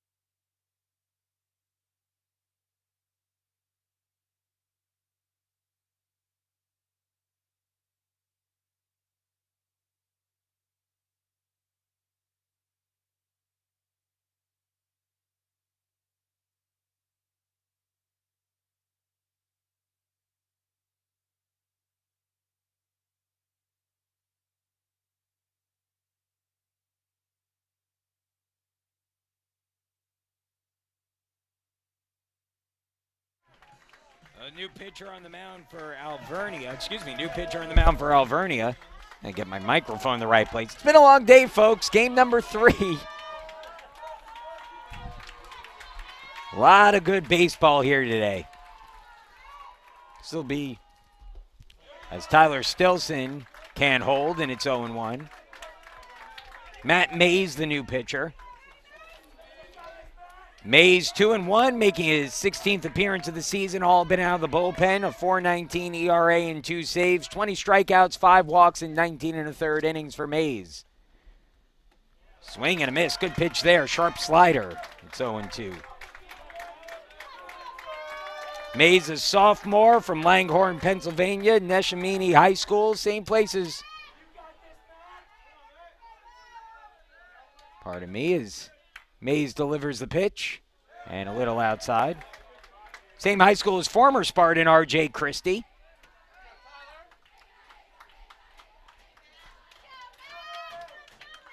I believe.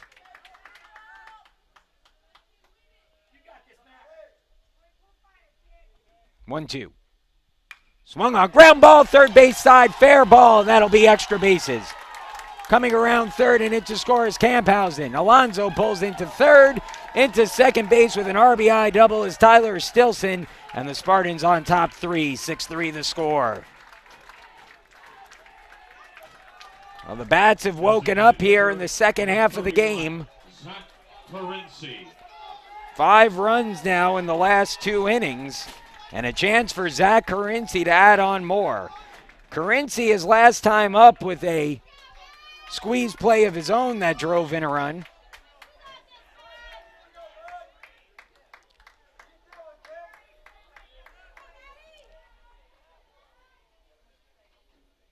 Swing and a miss, 0-1.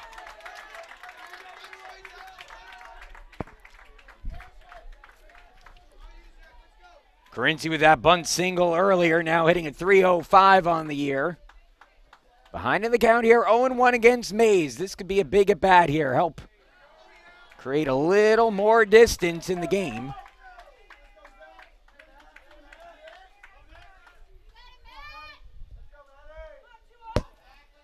One and one the count on Carinci. 2 away, 2 in scoring position. Here's the 1-1 pitch. Gets away. Into score from third is Alonso. And the Spartans now on top 4. It's 7-3. The wild pitch brings across the 7th run of the game. It's now 2-1 on Carinci.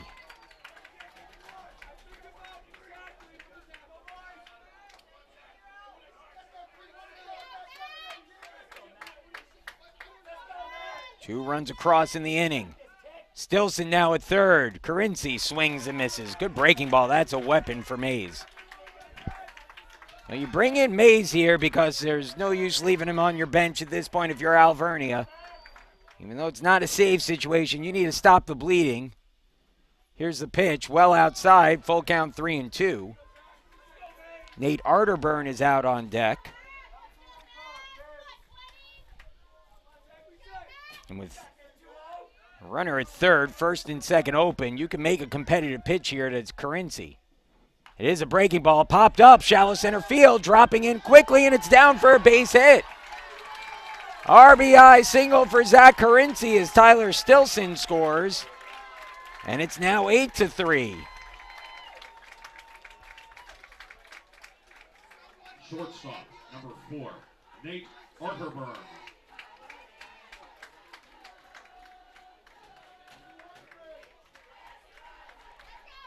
So Zach Carinci with his second RBI in as many innings.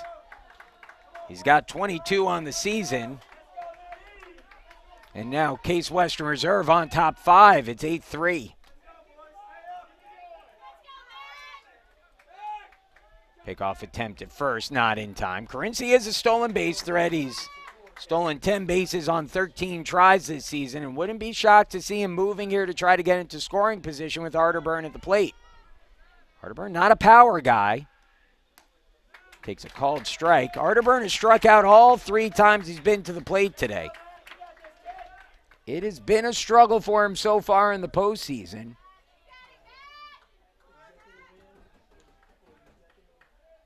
He's now 0 for 9 and takes a swing and a miss there.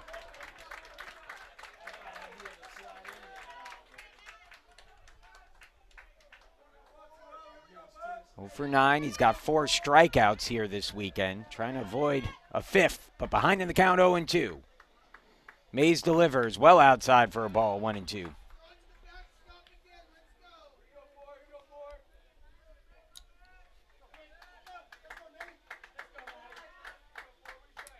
Throw down to first, Currency back. I'm not sure with Arterburn's struggles at the plate right now if it behooves Currency to risk getting caught stealing here and have Arterburn lead the next inning off. And he swings and misses anyway, and that's his 4th strikeout today. So Arterburn down swinging, and that ends the 7th, but the Spartans add on 3 runs on 4 hits. We'll go to the bottom of the 7th. It's a 5-run Case Western Reserve lead when we come back.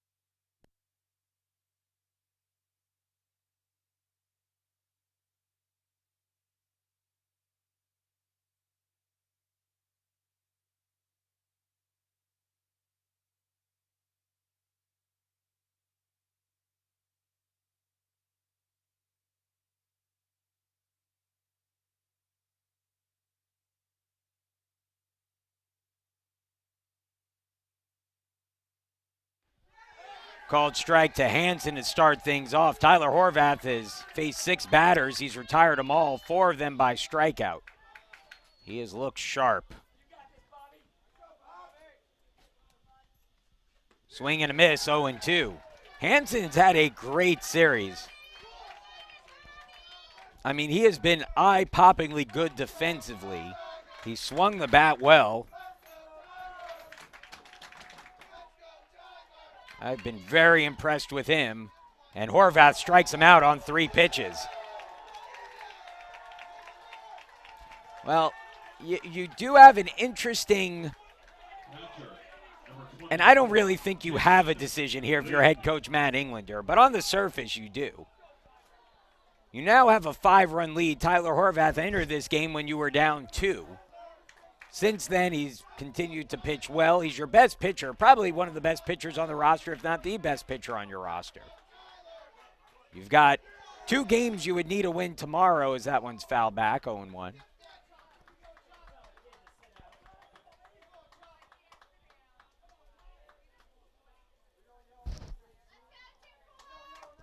But, you know, so you the temptation is very real right now to say, okay, Tyler, we got a 5-run lead. Great work. You kept us in the game. You got the outs.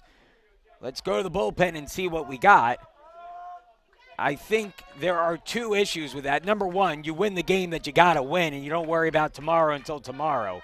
Tyler, who has not been great coming back on short rest, trust me, he'll be available tomorrow. The question is, how effective will he be? We'll see him pitch tomorrow in a close game. That pitch is down low, 1-1. The maybe more pressing issue is, I think if you're the Spartans, you can live with taking Horvath out of the game after this inning, knowing that you've got Jack Anderson, who is available, if he's available. And that's the question. The if is Jack Anderson available? Because as of right now, Jack Anderson doesn't seem like he's physically able to catch after, again, I believe, and I could be wrong, and I'll have to check after the game, but I believe, taking a ball off his thumb yesterday.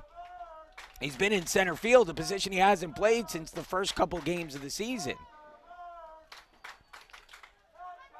And so the question becomes, can Jack pitch? Now, I think he would be able to.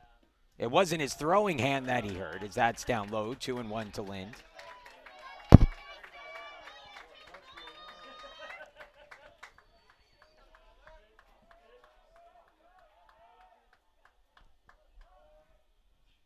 Fastball low, 3-1.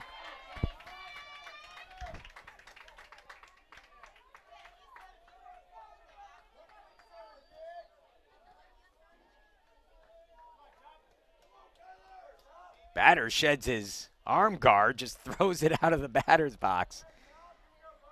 I've never seen that before. It's currently lying in foul territory down the third base line. Strike at the knees, full count, 3-2.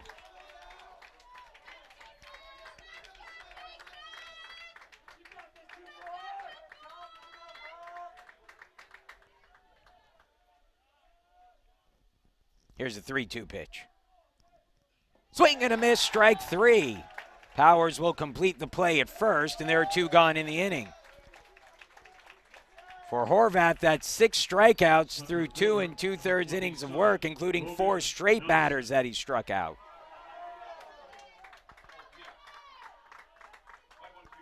And the batter now will be Logan Nelson, and boy, has Nelson been impressive as well. Nelson now hitting at .331 on the season. He has driven in all 3 runs for Alvernia today, 2 with a single in the second, 1 with a single in the fourth.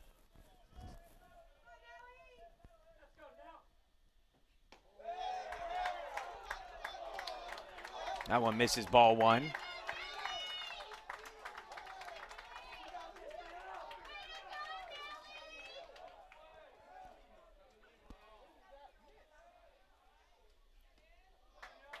Down and out.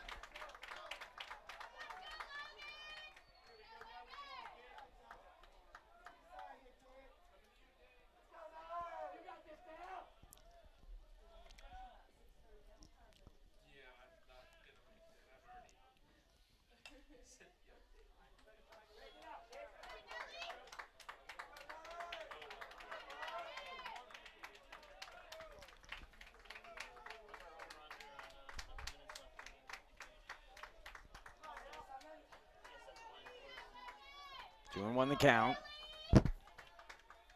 2 away, base is empty.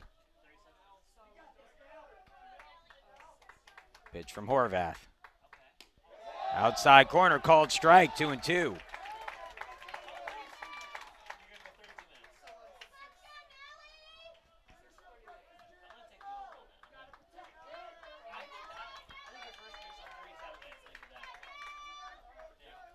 Here's the pitch. Ground ball, second base. Alonso on to first. And Horvath has sat down all 9 batters he's faced since coming into this game. We'll go to the 8th. The Spartans leading 8-3. Top of the order for Case Western Reserve. And Draco, Anderson, and Powers when we come back.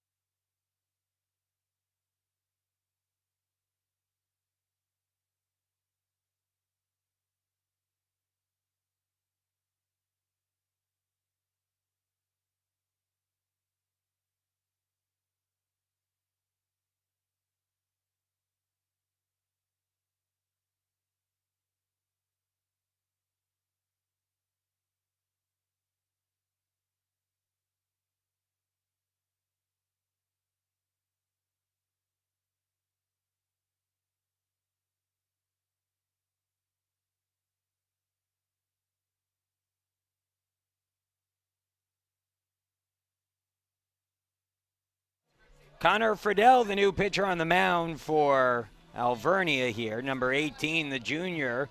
6'2", 220 out of Hasbrook Heights, New Jersey, Hasbrook Heights High School.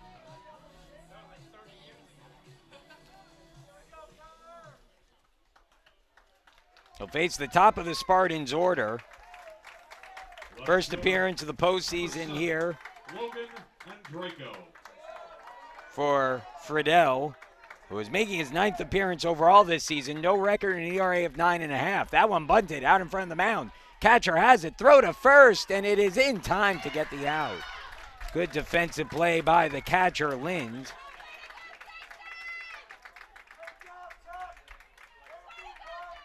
And there's one gone. Center fielder, number 5, Jack.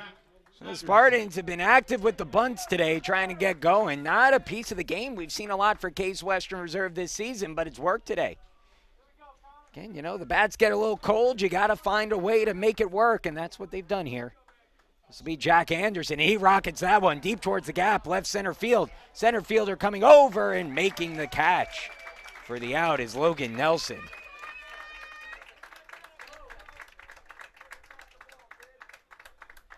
So 2 gone and as many pitches. Number 12, James and Powers. This will be James Powers. Matt Englander calling James Powers over here, and I could tell you exactly what this conversation is. He's calling him over to give the team a little bit more, but what he's saying is they think you're telling me to take this pitch, or I'm telling you to take this pitch. Swing away, James, swing away. Just you know, again, as much as anything, I don't know if the Spartans are warming someone up in the bullpen. Maybe they are, but I think as much of anything, he wants to. This is the point of Matt Englander coming over here is to give Tyler Horvath more time. So, listen, the pitcher who is now the 4th relief pitcher in a game you're leading by 5, right? Who cares if he throws 3 pitches or not in this inning? The big thing is you need to make sure you give Horvath a breather. So, we'll see. First pitch, Powers not swinging there, but it was down and in for a ball, 1-0.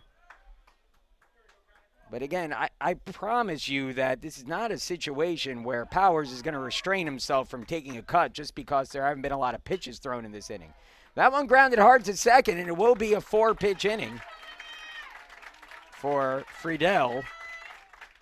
And that'll be the final out of the inning. So we'll move to the bottom of the 8th. Alvernia coming to bat, top of their order due up. It's a 5-run game, 8-3 Spartans when we come back.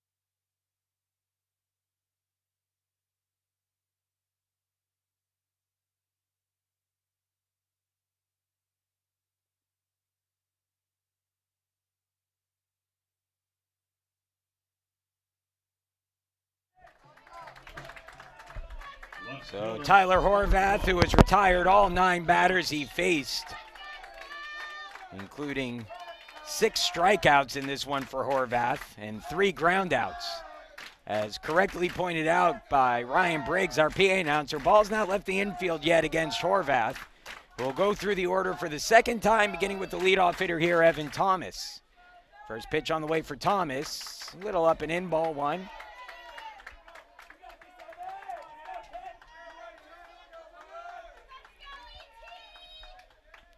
Five-run lead for the Spartans as we begin the bottom of the eighth. Alvernia down to their last 6 outs. That ball lifted in the air, shallow center, and down for a base hit. So not hard at contact for Thomas, but that'll be the first hit of the game against Horvath. And the first hit by Alvernia since the end of the fourth inning. Game's not over yet, and certainly Horvath needs to work his way through these last 2 innings here against a good Alvernia lineup. The one thing to note is that you have to assume down 5 at this point. Alvernia is not in a situation where one of their strengths, the sacrifice bunt, is going to come into play. Can't be sacrificing outs at this point down 5 with only 6 outs to play with. So they're going to have to swing away here. Sanderson at the plate. Good eye at the plate for him. He fouls that first pitch back, and it's 0-1. Sanderson 0 for 3 in the game. 2 groundouts and a strikeout. Second time facing Horvath. Evan Thomas yet to attempt to steal this year.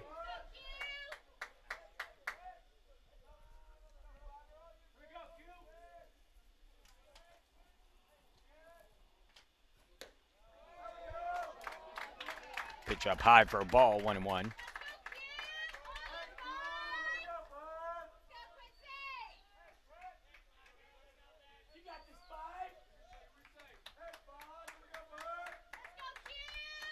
Here's the 1-1 offering.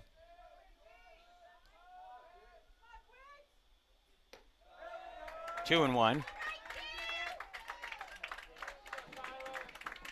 A little bit of a rocky start to the inning for Horvath. See if he can settle in here.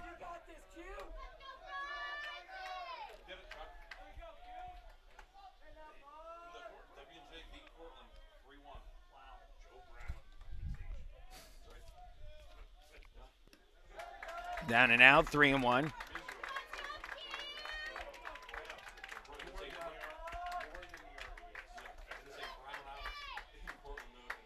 Next pitch will be the 50th of the game for Horvath.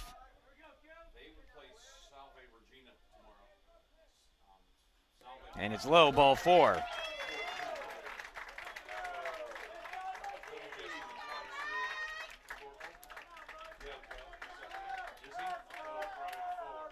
So 2 on, Alvernia trying to mount a rally here. Steve Grunberg's going to come out and get a feel for his senior pitcher.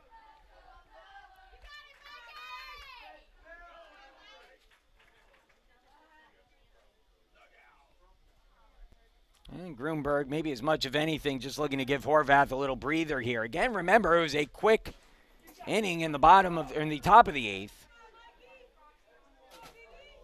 Horvath seems to maybe be losing the control a little bit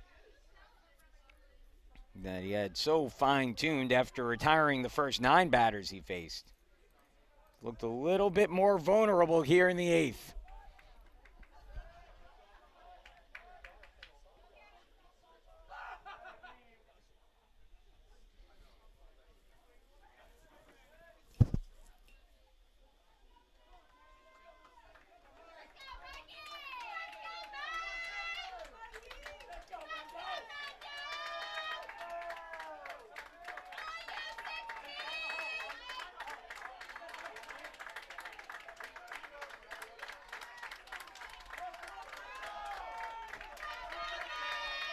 First and second.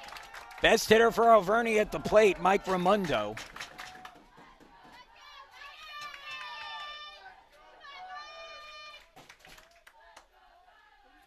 Ground ball, third base. Stilson to second for 1. Back onto first, double play, turn 5-4-3.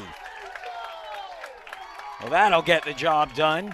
Raimondo grounds into the 5-4-3 double play. Thomas moves up to third. Designated hitter, number 88, Jason Kelly.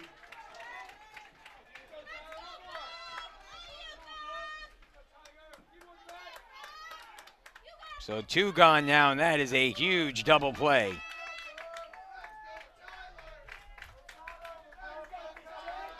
Tyler Stilson has really done a nice job at third base today. That one up high, 1-0.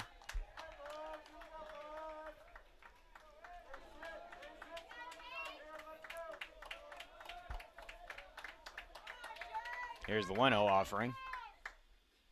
Swing and a miss, 1-1 on Kelly. Kelly started this game on the mound, stayed in as the designated hitter.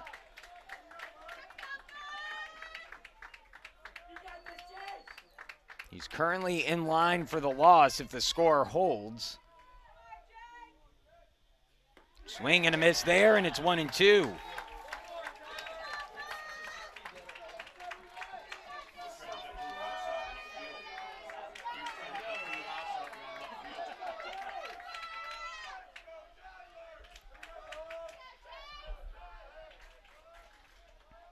Pitch from Horvath. And that's fouled off.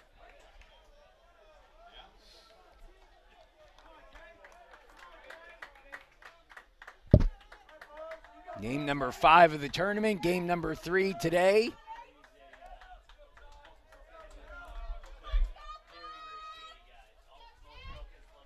Here's the pitch. Swing and a miss, strike 3, and Horvath gets through the inning. So he gives up a leadoff single and a walk, but a double play and a strikeout, his 7th of the game. And the Spartans will take a 5-run lead into the 9th. Harms, Camphausen, and Alonso due up when we come back.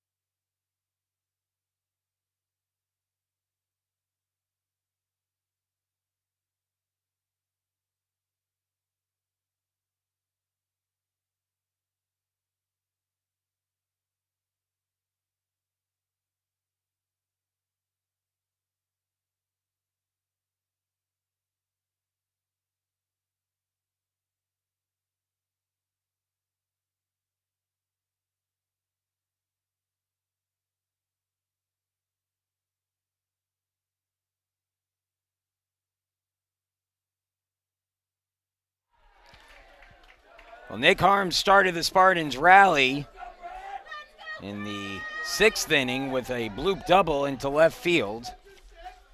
He'll face a new pitcher here in the lefty. So that misses down low, 1-0. This is Brad Coley, who's been the closer this season for Alvernia. Harms fouls that one off. It's 1-1. Coley 2-1 on the year through 18 appearances, a 2.5 ERA and 7 saves. In his 18 appearances, he's thrown exactly 18 innings, giving up just 13 hits, a 203 opponent's batting average. He struck out 24 and walked 9. Good velocity on that fastball. Zips it in for a strike on the outside corner to Harms. It's 1-2.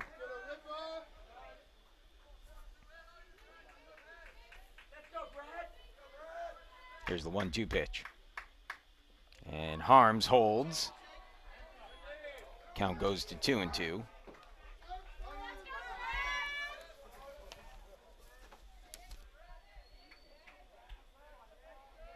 Coley, a sophomore out of Reading, Pennsylvania.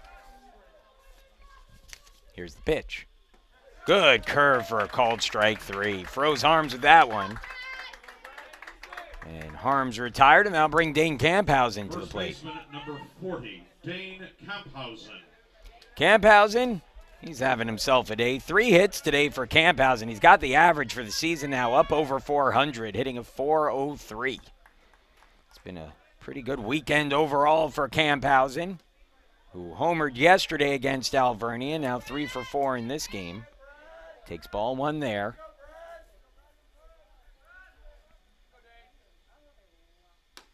Outside, 2-0.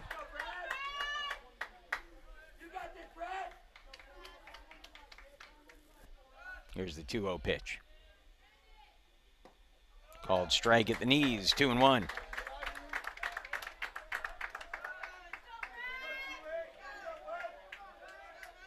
Do 1 pitch. Tops it foul, 2-2.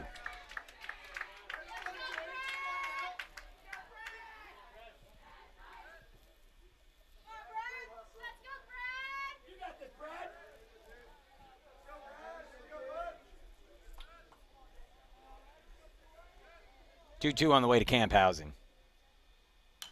And just misses that one, fouls it off. It's 2-2 still.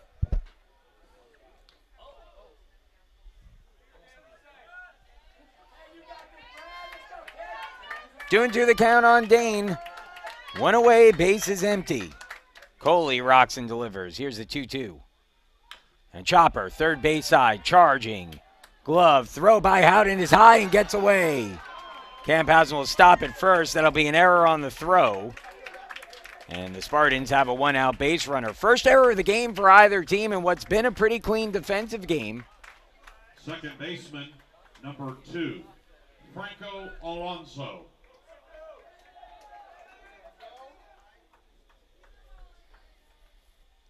Actually, that ball got out of play, so Camphausen moves up to second base on that.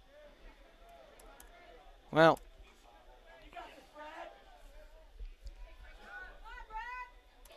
Camphausen, who was a pretty good player at Worcester, missed a lot of last season after getting hurt, after getting off to a good start. This year has just absolutely exploded on the scene. As that liner caught, throw back to second, double play.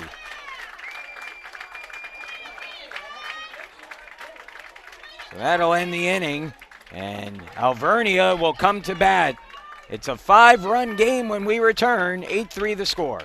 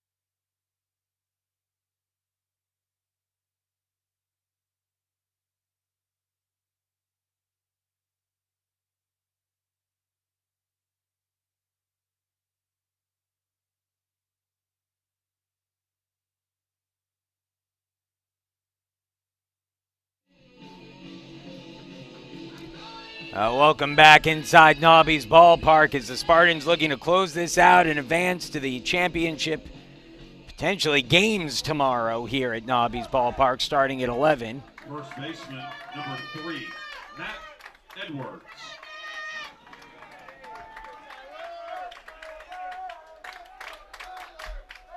Alvernia trying to come from behind here. They trail 8-3 in the ninth. Last chance for the Golden Wolves. It'll be Edwards, Howden, and Hansen due up. First pitch from Tyler Horvath, who begins his fifth inning of work. Misses up high to Edwards. It's 1-0.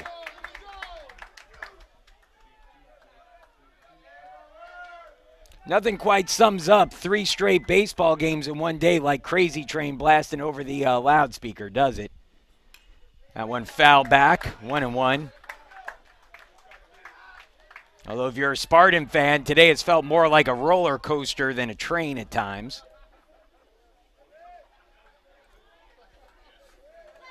That being said, they can get at it today, get some rest, and get back at it tomorrow with 3 more outs. Called strike now to Edwards, and it's 1-2.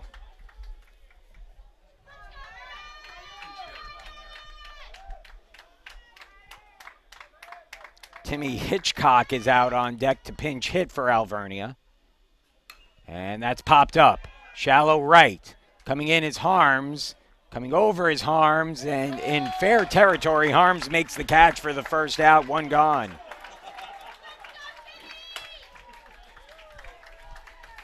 And so we will get the pinch hitter here for Howden.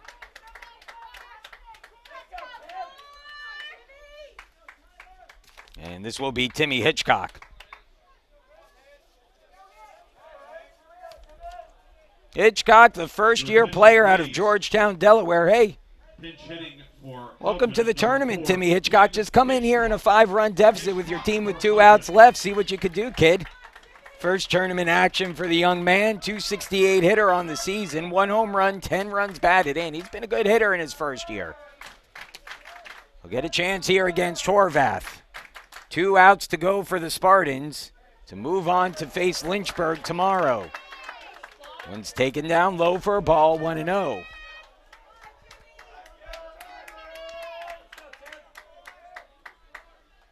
Here's the 1-0 from Horvath.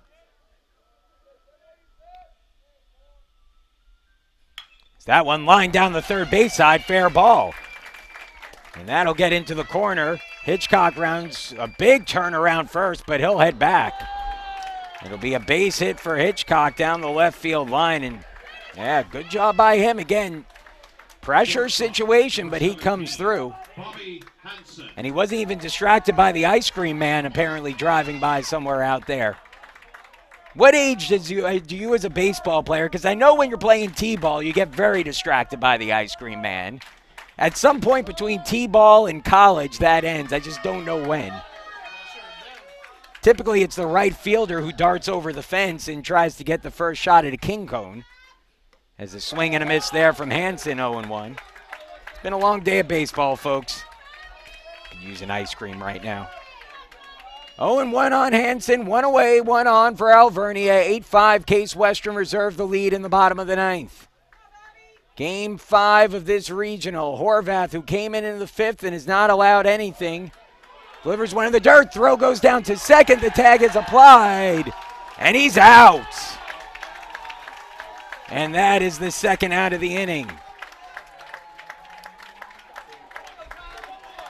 Well, that is a base running mistake there by Hitchcock, who wisely so on the ball he hit to left was not over aggressive, stayed at first base, but then makes the base running mistake there where he tried to get that extra base, and when you need base runners when outs are precious, that's a tough one. So now 2 gone in the inning. Hansen at the plate. It's a 1-1 count. And that one in the air, right field. Harms there, reaches out, puts it away, and the Spartans are staying alive. Case Western Reserve will face Lynchburg tomorrow as the Spartans win 8-3 over Alvernia. What a game. What a day. This was a fun one, folks.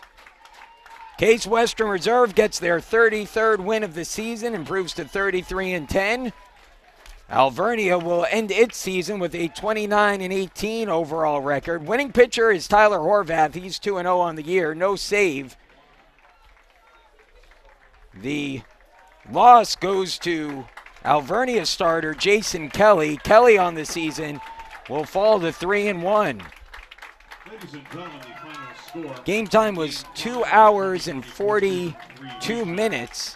Attendance here was 584 for today's game. Want to thank everyone once again for joining us for a fun day of baseball here. We'll have one more to go from Nobby's Ballpark tomorrow.